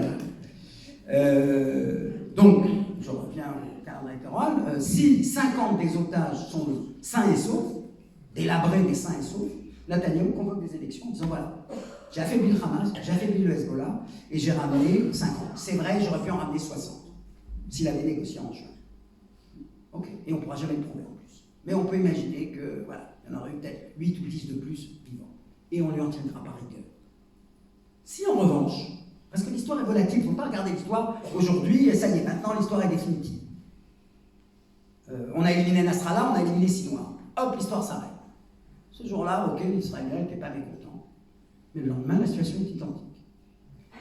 Et donc, la troisième précondition, et celle-là, c'est incontestablement la plus compliquée, et sans elle, il n'y aura pas de jour d'après. C'est bien joli d'éliminer le Hamas ou de l'affaiblir politiquement, s'il n'y a pas une relève politique palestinienne qui compte, sérieuse, qui prend, traumatisée par ce qui s'est passé pendant un an, on n'y arrivera pas. Et c'est pour ça que je dis aujourd'hui, dans les think tanks en Israël dans lesquels je suis membre, je leur dis, aujourd'hui, pour convaincre, il n'y a qu'une chose qui marche, qui devra marcher. C'est de montrer un leader israélien et un leader palestinien, main dans la main, et qui dit, voilà, on a des intérêts communs, même si on n'a pas la même histoire, et même si on a énormément de reproches à se faire réciproquement, et la domination, et nanana, et tout ce que vous voulez, mais néanmoins, on voit l'avenir en commun, c'est possible. Il n'y a que cela qui pourra marcher. Que des leaders israéliens, Yair Golan et autres, s'adressent à des Israéliens pour dire, voilà, on va faire la paix, on va faire ceci, etc. L'argument de la droite israélienne est tout trouvé. Vous parlez pour vous-même. Montrez-nous vos interlocuteurs. Et même chose, un leader palestinien qui s'adressera à des Palestiniens pour dire, écoutez, oui, on va pouvoir, machin, nanana, etc. On lui dira, si tu me montres pas un leader israélien à tes côtés qui est d'accord, ça ne marchera pas. La crédibilité des Palestiniens et des Israéliens tiendra à cela. Actuellement, il y a un vide. C'est affligeant. Alors, Mahmoud Abbas, voilà, il a l'âge de ses artères. Je veux dire, il n'est plus capable, il n'a pas produit une parole significative, en bien, en mal, même si c'était pour dire je suis avec le Hamas. Il aurait pu dire ça, même ça, il l'a pas dit. Rien, le vide, nul, zéro. On y est pour beaucoup, sans doute. Enfin, les leaders, c'est quand même à eux de se dégager de trucs. En France, vous avez eu De Gaulle, et dans le reste du monde, il y a eu Senghor, il y a eu Fouet-Boigny, il y a eu voilà, Churchill. Je veux dire, Israël a pu tout faire pour les affaiblir, et bien sûr qu'il a affaibli les Palestiniennes, puisqu'avec elles, c'était, au bout du compte, c'était on négocie. Or, Nathalie n'en voulait pas. Mais le résultat, c'est que, voilà, si ces trois préconditions ne sont pas remplies, le jour d'après, c'est une belle formule rhétorique, mais vide de sens. Et je terminerai par un dernier mot, même si je suis bien conscient de ne pas avoir traité de tas de choses, et voilà, mais qu'importe, peut-être que par les questions on en parlera. Et entraînez-moi sur des terrains que je n'ai pas pu aborder, parce que, voilà, faute de temps, voilà. Mais imaginons donc que Hezbollah affaibli, Hamas affaibli, et qu'à ce moment-là, oui, trêve est obtenue. Quelle est alors notre responsabilité? La nôtre, citoyen, je ne suis pas un homme politique, on me dit souvent, tu vois, non, je ne suis pas un homme politique, je m'intéresse à ça, c'est une préoccupation, c'est un combat, je suis un militant, je suis un prof aussi, un observateur, un analyste, mais quelle est notre responsabilité, nous tous? Si cette période de transition, vous voyez, je ne dis même pas quand, vous voyez, comme je ne suis pas très optimiste, si cette période de transition s'ouvre, qu'à un moment on puisse dire, ça y est, cette étape qui a commencé le 7 octobre trouve sa fin le, allez, on va dire le 7 novembre, comme ça, c'est pas très loin, ça fait un anniversaire. Notre responsabilité à ce moment-là, je le dis avec gravité, c'est que chacun, quelle que soit sa sensibilité, pro-palestinienne ou pro-israélienne, cesse de considérer le temps de la guerre étant suspendu, je dis bien suspendu, vous voyez bien, je ne dis pas c'est fini, il n'y aura plus la guerre, non, suspendu. C'est de faire le serment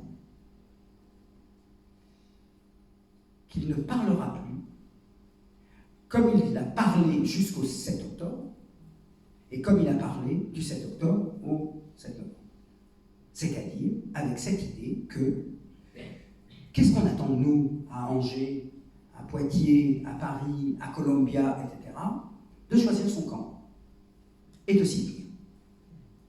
Et de faire ce que j'ai appelé, dans une interview avec Didier Fassin, qui n'est pas sur cette ligne-là, d'avoir du conflit une lecture hémiplégique. C'est-à-dire, je soutiens un camp et j'avale toutes les couleurs. Je soutiens Israël et j'avale la couleur Netanyahou. Je soutiens la Palestine et j'avale la couleuvre Hamas. Au nom de cette idée, je sais très bien l'analyser, au nom de cette idée, que vous comprenez, j'habite Angers, ou j'habite Paris, ou j'habite Columbia, je ne peux pas me substituer aux Palestiniens Palestiniens aient décidé à leur place ce qui est bon pour eux, ou je ne peux pas me... Comme disent beaucoup de Juifs en France, je ne peux pas me mettre à la place des Israéliens, eux ils font service militaire, ils sont sur le front, etc. Donc je m'interdis de dire quoi que ce soit. Si on ne rompt pas des deux côtés, avec cette logique de « ils sont là-bas, c'est eux qui morfent, c'est eux qui payent, et donc je m'interdis de dire qu'est-ce qu'il doit être », vous ne ferez qu'alimenter le conflit. Vous ne ferez qu'affronter dans chaque camp, celui des deux que vous avez choisi, celui qui consiste à prolonger la guerre.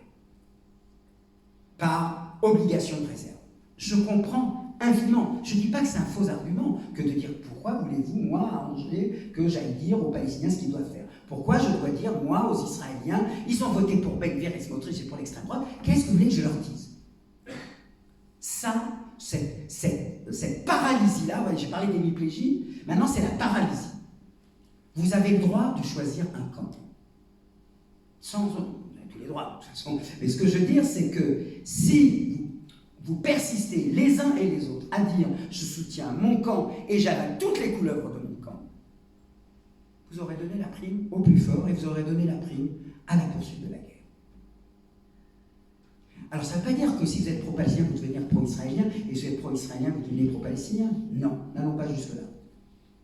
Mais ça veut dire qu'à un moment, il faut être capable de prendre ses responsabilités, parce que si vous ne les prenez pas, à votre échelle, il ne s'agit pas de vous rendre maintenant coupable de quoi que ce soit, mais si vous ne les prenez pas à votre échelle dans le discours que vous avez, alors vous poursuivrez la guerre par d'autres moyens. Par une rhétorique dont on a vu, mais je veux dire, qui mine le camp de la paix aujourd'hui. From the river to the sea, et je suis le premier, je l'ai déclaré dans l'interview dans West France, ou pour les Ouest, etc., en disant From the river to the sea, en hébreu ou en arabe, pour moi, est irrecevable. Et parce que j'ai cette philosophie qui consiste à dire je balaye devant ma porte avant de balayer devant celle des autres, je dis, pour moi, From the River to the Sea en hébreu est plus dangereux que From the River to the Sea en arabe, parce que From the River to the Sea en hébreu, ça existe, c'est déjà là. From the River to the Sea en arabe, ou en anglais, c'est un fantasme, mortifère, odieux, insupportable, antisémite, tout ce que vous voulez, mais c'est un fantasme, c'est une projection, et dans lequel je n'existe plus. Alors que, je le dis dans le livre, honnêtement, From the River to the Sea en hébreu, quand c'est From the River to the Sea en arabe, je perds ma vie, j'existe plus. From the River to the Sea en hébreu, j'existe, mais je perds mon âme. Alors vous allez me dire, vaut mieux perdre son âme que perdre sa vie. C'est vrai, à cet égard, c'est pas exactement la même chose. Mais il n'empêche que je suis plus sévère sur From the River to the Sea en hébreu, parce que c'est une réalité. From the River to the Sea en arabe ou en anglais, c'est un fantasme que je réprouve totalement, qui mine totalement comment dirais-je, la perspective d'une réconciliation. Et pour ceux qui rêvent d'un État binational, moi je dis ceci, ne sautons pas les étapes, ne brûlons pas les étapes. En France, on n'est pas passé, et en Allemagne, on n'est pas passé de la Seconde Guerre mondiale à un État binational franco-allemand. On est passé par la communauté c'était quoi, de l'acier et du charbon. Alors on n'a pas d'acier, pas de charbon, on inventera, je sais pas, le tourisme, le high-tech. On commencera par là.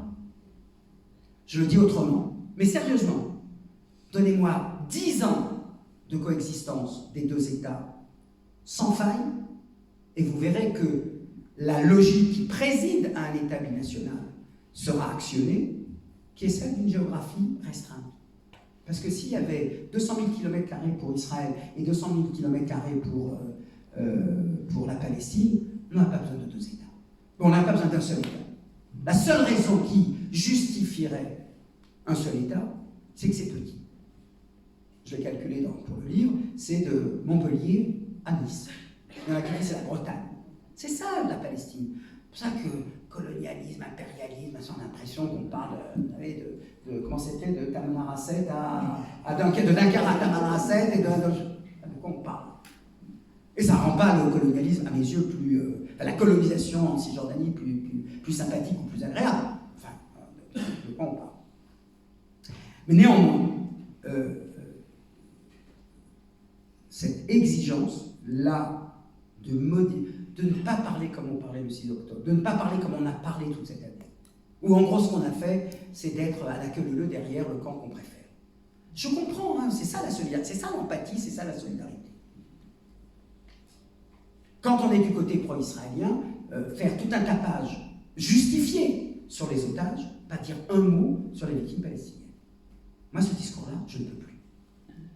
Mais je ne suis pas plus en faveur d'un discours qui ne mettrait l'accent que sur le malheur palestinien en ignorant le sort des otages.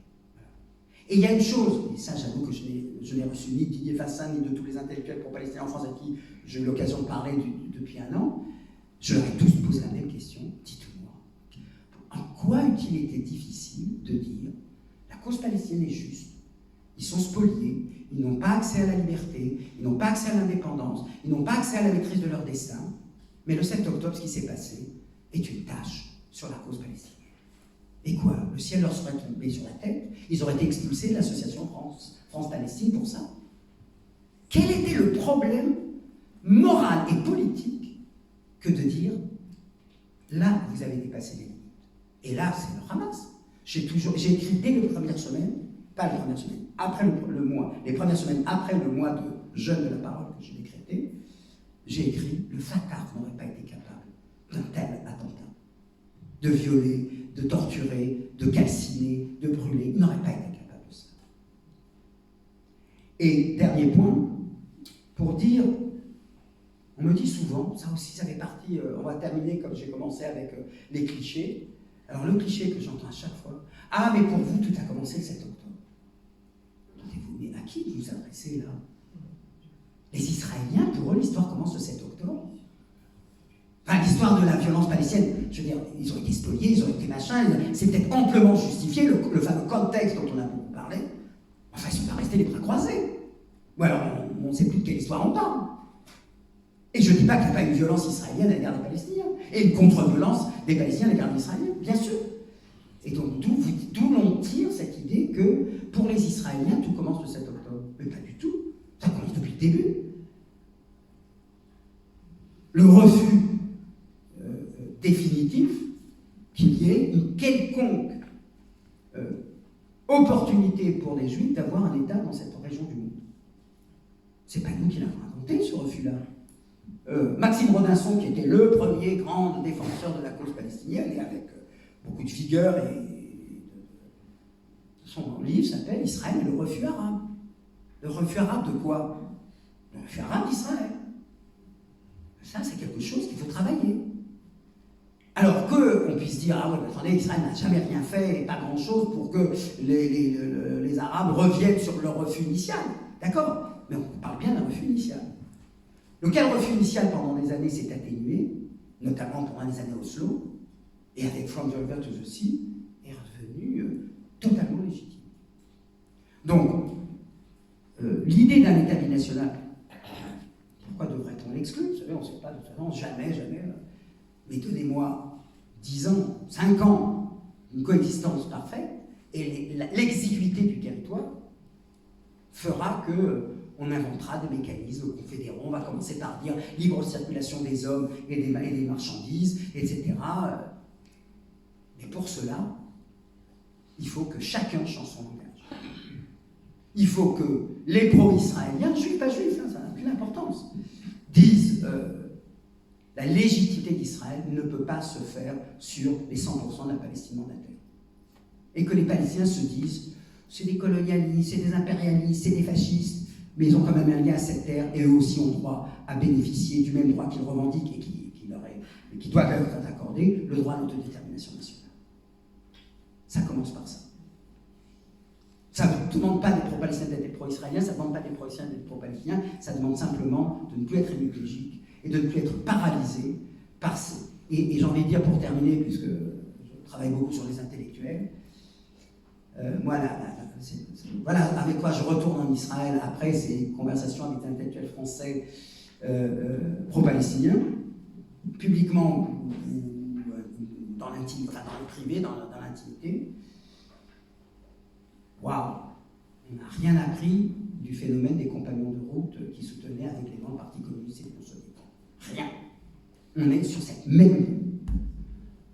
C'est la patrie de machin, alors là en l'occurrence c'est l'état de la terre, etc. Donc on s'interdit de dire quoi que ce soit. Et pour les juifs, c'est le peuple rescapé de la Shoah, donc on n'a rien le droit de leur demander. Non, on a le droit de demander et aux uns et aux autres. La souffrance, le martyre, c'est pas un passe-droit. C'est pas un passe-droit.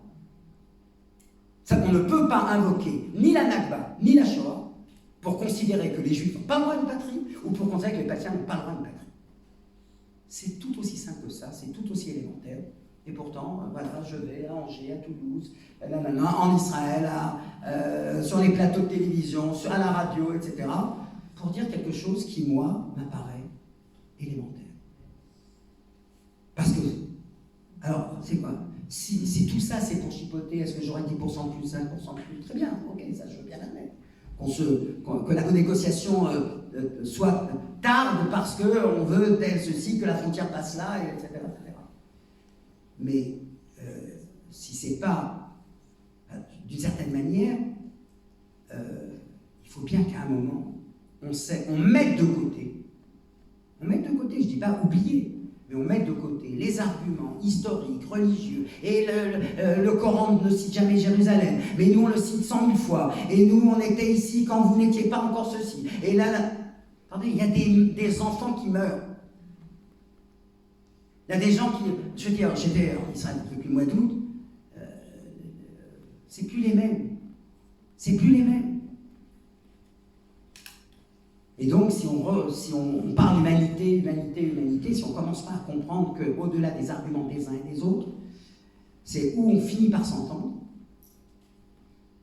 ou alors cette région du monde est vouée à un conflit éternel, et dont un des signes d'ailleurs immédiats, c'est que des Israéliens commenceront à partir, en disant c'est plus possible. Je termine sur une anecdote que j'ai racontée à plusieurs reprises. Mon épouse me pose une question, et on s'est regardé en disant, on ne se l'est jamais posée celle-là. On s'est dit, on a 4 enfants, entre 18 et 29 ans, et on s'est posé la question suivante, qui des 4 va rester? Une question pour des raisons... pas parce qu'il fait une bonne carrière et qu'il est invité à être prof. Non. Qui restait compte tenu de la situation. Et aujourd'hui, vous avez près de 50 000 personnes. On est 10 millions, hein, donc vous voyez, c'est pas peu. Hein. 50 000 personnes qui ont pris un one-way ticket. C'est-à-dire, ils ont pris un billet d'avion pour sortir et ils n'ont pas un billet retour. Et je le dis parce que je suis israélien, que c'est la société sur laquelle je travaille et dans laquelle je vis.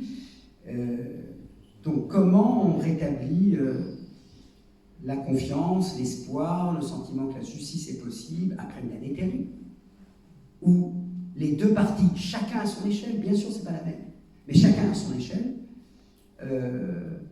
a violé les lignes rouges. Les boucliers humains,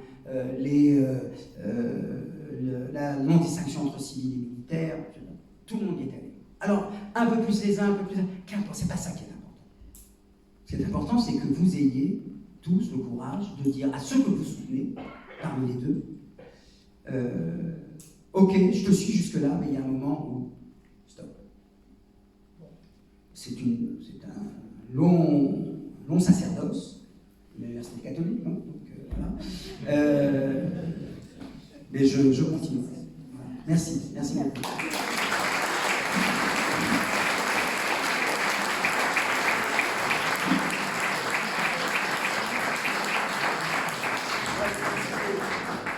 Il y a une chanson israélienne qui était un peu l'hymne de la gauche. En li eretz acheret, je n'ai pas d'autre pays. Et ça se termine par cette phrase-là. Je persévérerai, je continuerai jusqu'à ce que mon pays ouvre les yeux. Ben, c'est un peu ça. Chacun doit faire en sorte que le peuple pour lequel il y a plus d'inclination ouvre les yeux. Merci.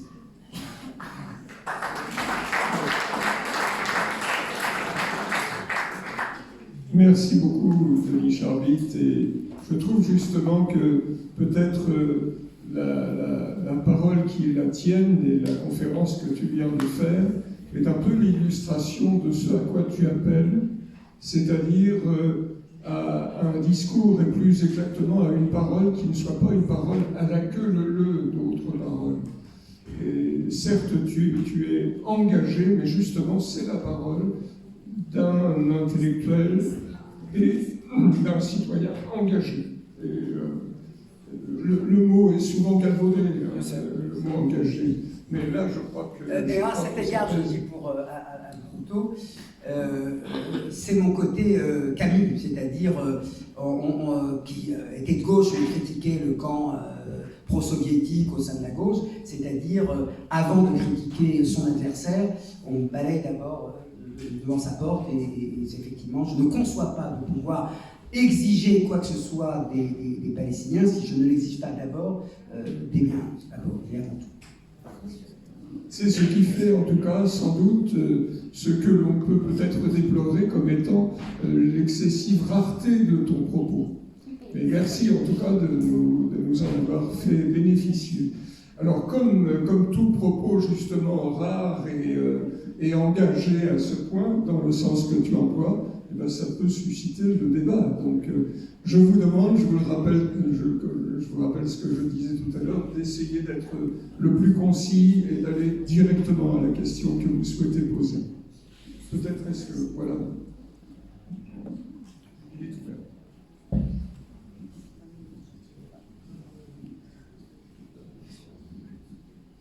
Bien.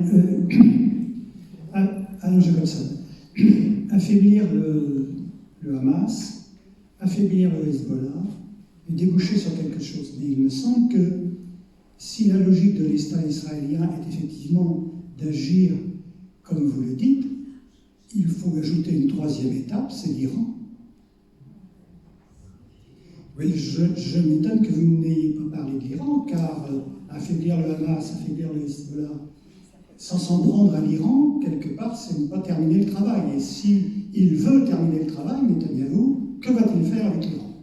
Tout à fait, tu as tout à fait raison, ça fait partie. J'ai dit que je ne pourrais pas tout évoquer, vous avez tout à fait raison de prolonger. Je dirais que votre question est d'autant plus pertinente que c'est là qu'on touche, comment dirais-je, à ce qui fait la distinction entre la théorie et la pratique. C'est-à-dire, ok, alors en théorie, c'est vrai qu'il faut affaiblir le Hamas, il faut affaiblir le Hezbollah, et on va dire, il faut attaquer la tête, et la tête, c'est l'Iran.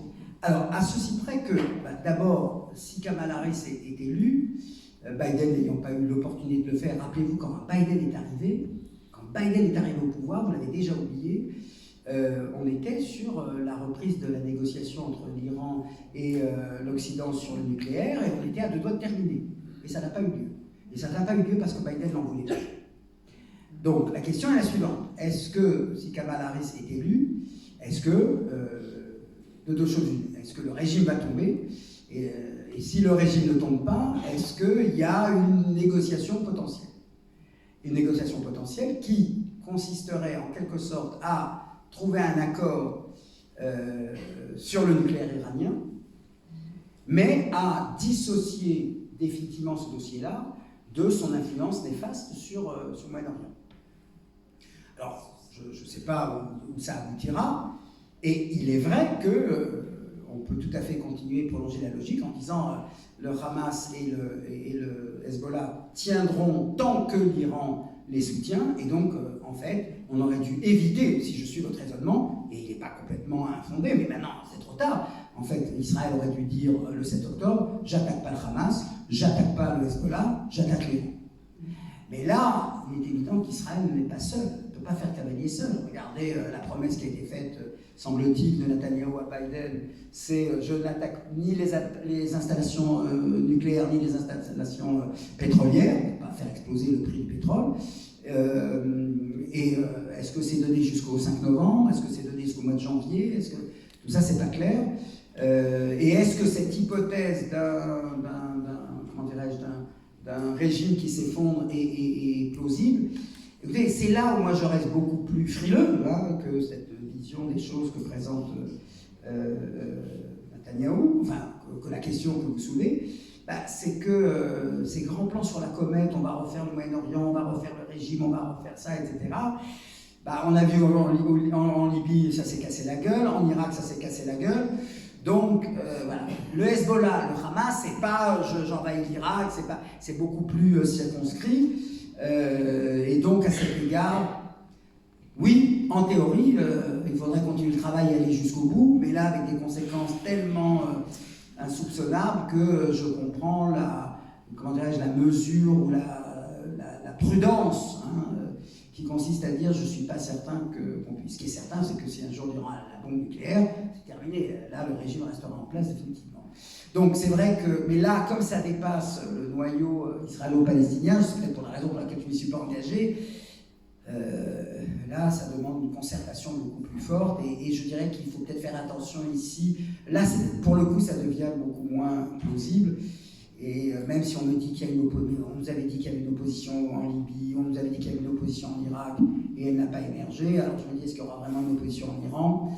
Et donc, voilà, là, pour le coup, je serais beaucoup plus prudent et je me contenterais, encore une fois, pour laisser la possibilité à un dialogue israélo-palestinien de se constituer sur de bonnes bases. Parce que, encore une fois, le différend israélo-palestinien, il faut qu'il ait un contexte régional favorable, et ce contexte régional favorable, c'est un affaiblissement du Hamas et un affaiblissement du Hezbollah. Et l'impensé de ce raisonnement, c'est de dire, mais quand il viendra ? Parce qu'il faut bien comprendre, le Hezbollah, le Hamas, c'est des organisations fanatiques, c'est des organisations absolutistes, c'est des organisations islamistes, c'est-à-dire que pour eux, le sacrifice de milliers de personnes, c'est pas quelque chose qui les arrête. Moi, j'ai toujours dit, avec d'autres interlocuteurs français, etc., à propos de l'autorité palestinienne et du Hezbollah, je leur ai dit, vous savez, il faut quand même apprendre de l'histoire, il vaut mieux toujours être pour Danton pour Robespierre. Et oui, parce que là, on va jusqu'au bout, quoi. On n'a pas vu, même après la chute de Sinoir, l'élimination de Sinoir, on n'a pas vu dire, bon, allez, stop, on se rend, on arrête, 40 000 morts, 75% de l'habitat détruit. Je veux dire, n'importe quel autre acteur politique aurait dit stop. Eux, non, parce qu'ils ont une autre. Parce que eux, c'est pas bon, mais c'est une étape pour eux. Pas parce que ce sont des Palestiniens, parce que ce sont des islamistes. Le Fatah n'aurait jamais pu faire ça, le Fatah n'aurait jamais consenti à cela. Parce que, voilà. Est-ce que ça se fonde pas sur la religion ? Dans le judaïsme, c'est la vie qui est mise en valeur, et dans le monde musulman, c'est le sacrifice, c'est la mort. Alors, donc ça s'appuie aussi sur... Oui, à ceci près que ceux qui en Israël incarnent aujourd'hui le journalisme religieux, etc., sont les premiers à sacrifier les otages. Voilà. C'est-à-dire que cette idée de la sacralisation de la vie qui est forte, c'est d'ailleurs la raison du profond, j'en ai pas beaucoup parlé, du trouble semé en Israël, c'est que le commandement, le 613e commandement, avant le judaïsme, il y a 613 pour les gens observants, pratiquants, il y a 613 commandements, le 613e, c'est pour préserver une vie humaine, les 612 qui précèdent sont nuls et non avenus. Donc, pas de calcul, mais si on fait un cessez-le-feu, etc., on sauve d'abord une vie humaine.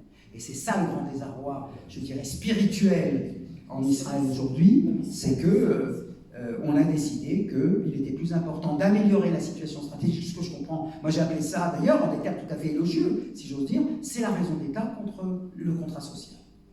Pour la moitié des Israéliens, le contrat social de l'État d'Israël, c'est « je vous envoie à la mort en faisant la guerre ». C'est pour ça que si des civils tombent entre les mains de nos adversaires, je ferai tout pour les sauver.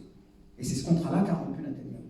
Au nom d'une vision stratégique tout à fait légitime, mais qui suppose que des gens, et dans sa coalition, il y a tous les partis religieux, il n'y en a pas un autre en dehors de la coalition, ils sont tous dans la coalition, et bien là, ils l'ont dit, le grand rabbin d'Israël a dit, la vie humaine prime sur des considérations politiques et stratégiques, c'est le grand rabbin, c'est pas un homme politique. Mais certainement que oui. Mais moi je dirais c'est pas l'islam contre le judaïsme. C'est cette version de l'islam. Voilà, c'est la version de l'islamisme, parce que le djihad c'est aussi une conquête de soi, de maîtrise de ses passions, etc.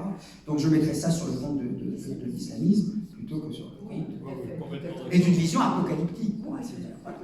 Millénaire. C'est dans le débat, parce que c'est qu'on est pris par le temps. Oui, encore peut-être une dernière. Encore. Une dernière question. On va vous apporter le micro.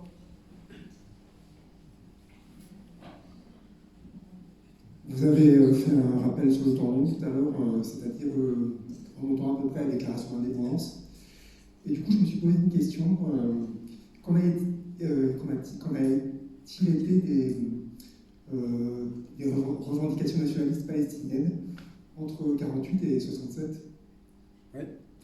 Alors, non, je connais bien le micro. Alors, il faut comprendre, il faut expliquer. De 1949 à 1967, la population palestinienne vit une période absolument catastrophique, c'est pour ça qu'on appelle d'ailleurs ça la Nakba, puisque d'une part, en Palestine même, il y a les 156 000 Palestiniens qui sont devenus citoyens israéliens, et il y a environ 5 à 600 000 Palestiniens qui vivent en Cisjordanie et dans la bande de Gaza. Et puis tous les autres, puisqu'il y avait 1 200 000 qui sont répartis tout autour, en Liban, en Jordanie pour la plupart, un peu en Syrie, pas en Égypte, mais dans la bande de Gaza qui était sous contrôle égyptien. Et, comment dirais-je, avec cette déstructuration, la revendication, et ça fait partie des paradoxes que j'analyse dans le livre, c'est que là, regardez, c'est le tragique de l'histoire, là où pour les Israéliens, je le dis d'une manière un peu cynique, mais qu'est-ce qui s'est passé en 48-49 ? Les Palestiniens ont fait entre 50 et 100 km. Et là où pour les Palestiniens, le fait, certes, ils aient quitté leur village natal, avec tout ce que cela entraîne de douleur, de souffrance, de nostalgie, etc. Mais en fait, ils sont allés où ? Ils ne sont pas allés en exil. Ils sont allés dans des pays frères. N'oubliez pas que le nationalisme arabe, c'est pas, il y a la Syrie, le Liban, le machin, tout ça, c'est la même nation arabe. Et on est sous le même climat, la même huile d'olive, le même olivier, etc. Parce qu'on est parti de l'autre côté de la frontière. On est parti, on a été chassés, je ne refais pas l'histoire là-bas. Et donc, dans l'esprit des Israéliens, ils ont quitté ce qui est maintenant l'État juif pour un État frère et un État arabe, dans lequel la langue qu'ils parlent et la religion qu'ils pratiquent, qu'elle soit chrétienne ou qu'elle soit autre, sera pratiquée de la même manière, simplement plus dans le village où ils étaient. Et donc, les Israéliens parient sur le fait qu'ils vont finir par s'intégrer, comme finissent par s'intégrer la plupart des réfugiés. Seulement, et c'est là le tragique de la situation, il est probable que ce scénario-là, envisagé par les Israéliens, ils vont s'intégrer, aurait pu se réaliser s'ils avaient été exilés à Dakar, à Rome, à Londres, à Moscou.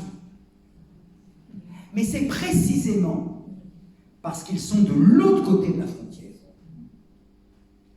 que l'appel du retour est vibrant. Je veux dire, Moshe Dayan, on a beaucoup cité ce texte de 1955 où il fait l'oraison funèbre d'un paysan israélien aux frontières de Gaza, à Nahal Oz, qui a été là aussi dévasté le 7 octobre. Et il dit « Je n'en veux pas aux Palestiniens qui l'ont tué, parce qu'ils se croupissent dans des camps pendant qu'ils nous voient travailler leurs champs et leurs terres. » Mais ce que je veux dire, c'est que cette proximité-là, c'est celle qui fait que on ne va pas...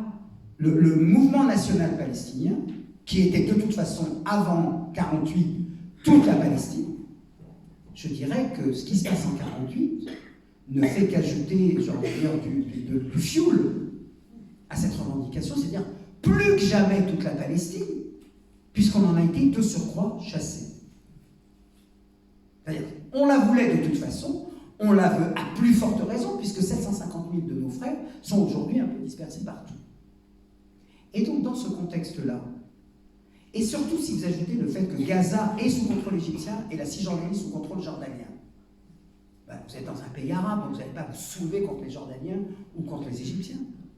Et quand cette revendication de 2 États pour les Palestiniens surgit, ben, elle surgit quand précisément la Cisjordanie et la bande de Gaza tombent entre les mains d'Israël. Ah là, d'abord le monde entier dit ah là c'est pas possible. C'est à qui parle de résolution 1942 du 22 novembre 1967. Et là, bien entendu, qu'entre un pouvoir jordanien ou un pouvoir palestinien, globalement, ça reste toujours un pays arabe, alors qu'une présence israélienne, là, c'est un élément étranger. Et donc, et je dirais, en fait, c'est le grand dilemme pour les Palestiniens. Est-ce qu'on reste maximaliste puisqu'on n'a rien? Et c'est le Hamas. Et qu'importe qu'il soit religieux ou pas religieux, de ce point de vue-là, ça ne change rien. C'était la revendication de l'OLP dans les années 60.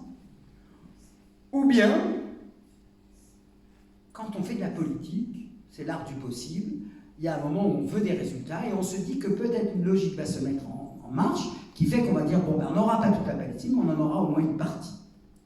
Pour qu'on puisse sauver de cette histoire douloureuse et tragique au moins quelque chose de positif qui sera donné en exemple. Et là, je touche peut-être un point intéressant lié à votre question, et je le soumets à tous ceux qui, ici, dans cette salle, ont plutôt une inclination pour palestinienne, qui est tout à fait légitime et respectable. Si vous rencontrez des Palestiniens, mais si vous avez l'audace de penser que vous avez le droit de leur dire des choses, si vous pensez que vous n'avez rien à leur dire, que vous n'avez qu'à les écouter, on revient au sujet de tout à l'heure, ok. Mais si vous pensez que vous avez le droit de leur dire quelque chose, je vous suggérerais de leur dire ceci. Drapez-vous moins dans la toge de la justice et adoptez la vie de la politique. Parce que si on situe le problème uniquement dans sa dimension morale, humanitaire, et celle de la justice absolue, c'est oui, à la fin des temps, sans doute. Si on commence à modifier, au nom de la justice, attention, pas que la justice est abandonnée parce qu'on passe aux politiques.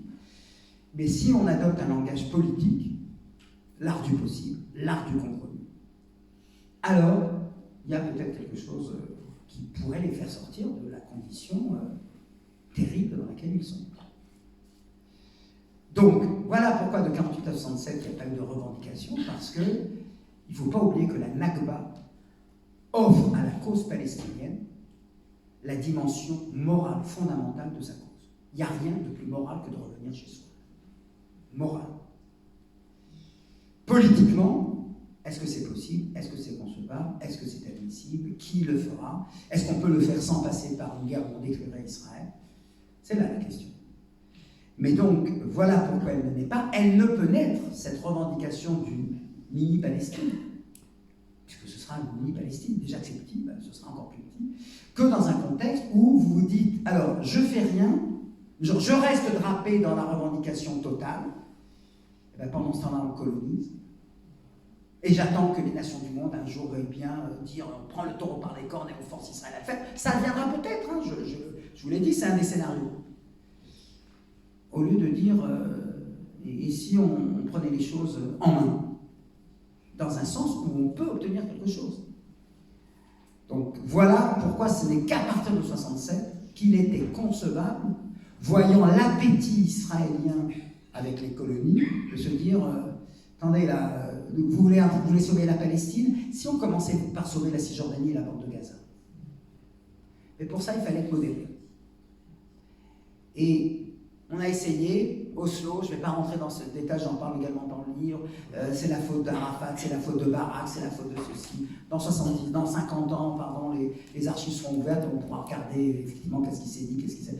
Mais en attendant, voilà, ça ne pouvait pas naître de 48 à 67 parce que, la société palestinienne était déstructurée. Regardez, les mouvements palestiniens sont 104. Pourquoi 104? Parce que, attendez, il faut se réveiller d'une situation pareille. Et parce que le monde considère que ce qui est légitime dans la cause palestinienne, c'est qu'ils aient un État à côté d'Israël, pas à la place d'Israël. Et ce qu'on considère vis-à-vis d'Israël, c'est que vous avez le droit d'établir un État juif sur une partie de la Palestine, pas sur l'intégralité de la Palestine.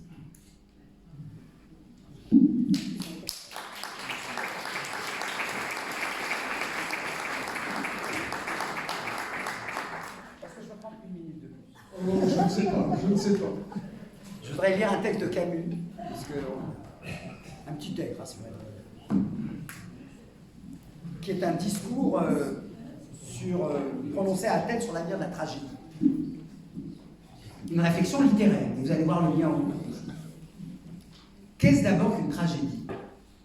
La définition du tragique a beaucoup occupé les historiens de la littérature et les écrivains eux-mêmes, bien qu'aucune formule n'ait reçu l'accord de tous.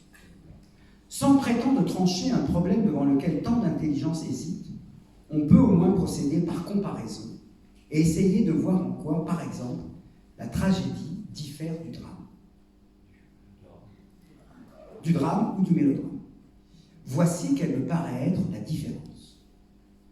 Les forces qui s'affrontent dans la tragédie sont également légitimes, également armées en raison. Dans le mélodrame ou le drame, au contraire, l'une seulement est légitime. Autrement dit, la tragédie est ambiguë, le drame simpliste. Dans la première, chaque force est en même temps bonne et mauvaise. Dans le second, l'un est le bien, l'autre le mal. Et c'est pourquoi de nos jours, le théâtre de propagande n'est rien d'autre que la résurrection du mélodrame. Antigone a raison, mais Créon n'a pas tort. De même, Prométhée est à la fois juste et injuste, et Zeus qui l'opprime sans pitié est aussi dans son droit. La formule du mélodrame serait en somme un seul est juste et justifiable. La formule tragique par excellence, tous sont justifiables, personne n'est juste. C'est pourquoi le cœur des tragédies antiques donne principalement des conseils de prudence. Vous aurez compris que ce que j'ai fait ce soir, c'est de donner des conseils de prudence. Car il sait que sur une certaine limite, tout le monde a raison.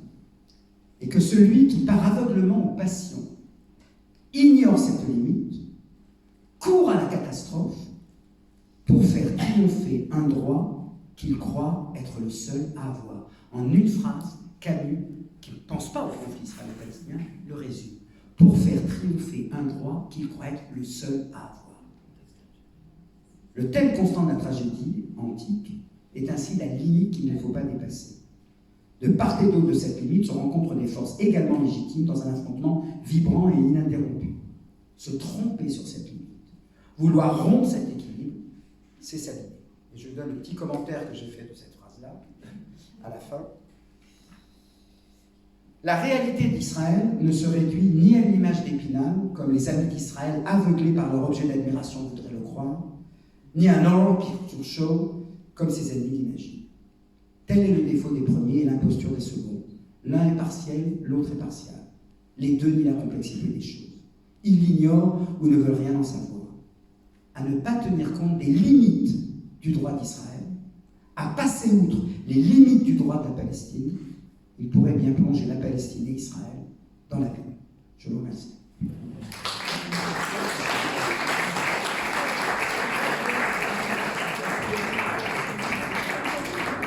Bien, merci encore beaucoup. Et évidemment, lisez Camus, bien sûr, mais lisez aussi Denis Charbit, dont le livre se trouve, de naissance se trouve juste à la sortie. Merci encore à l'UCO de nous avoir accueillis ici.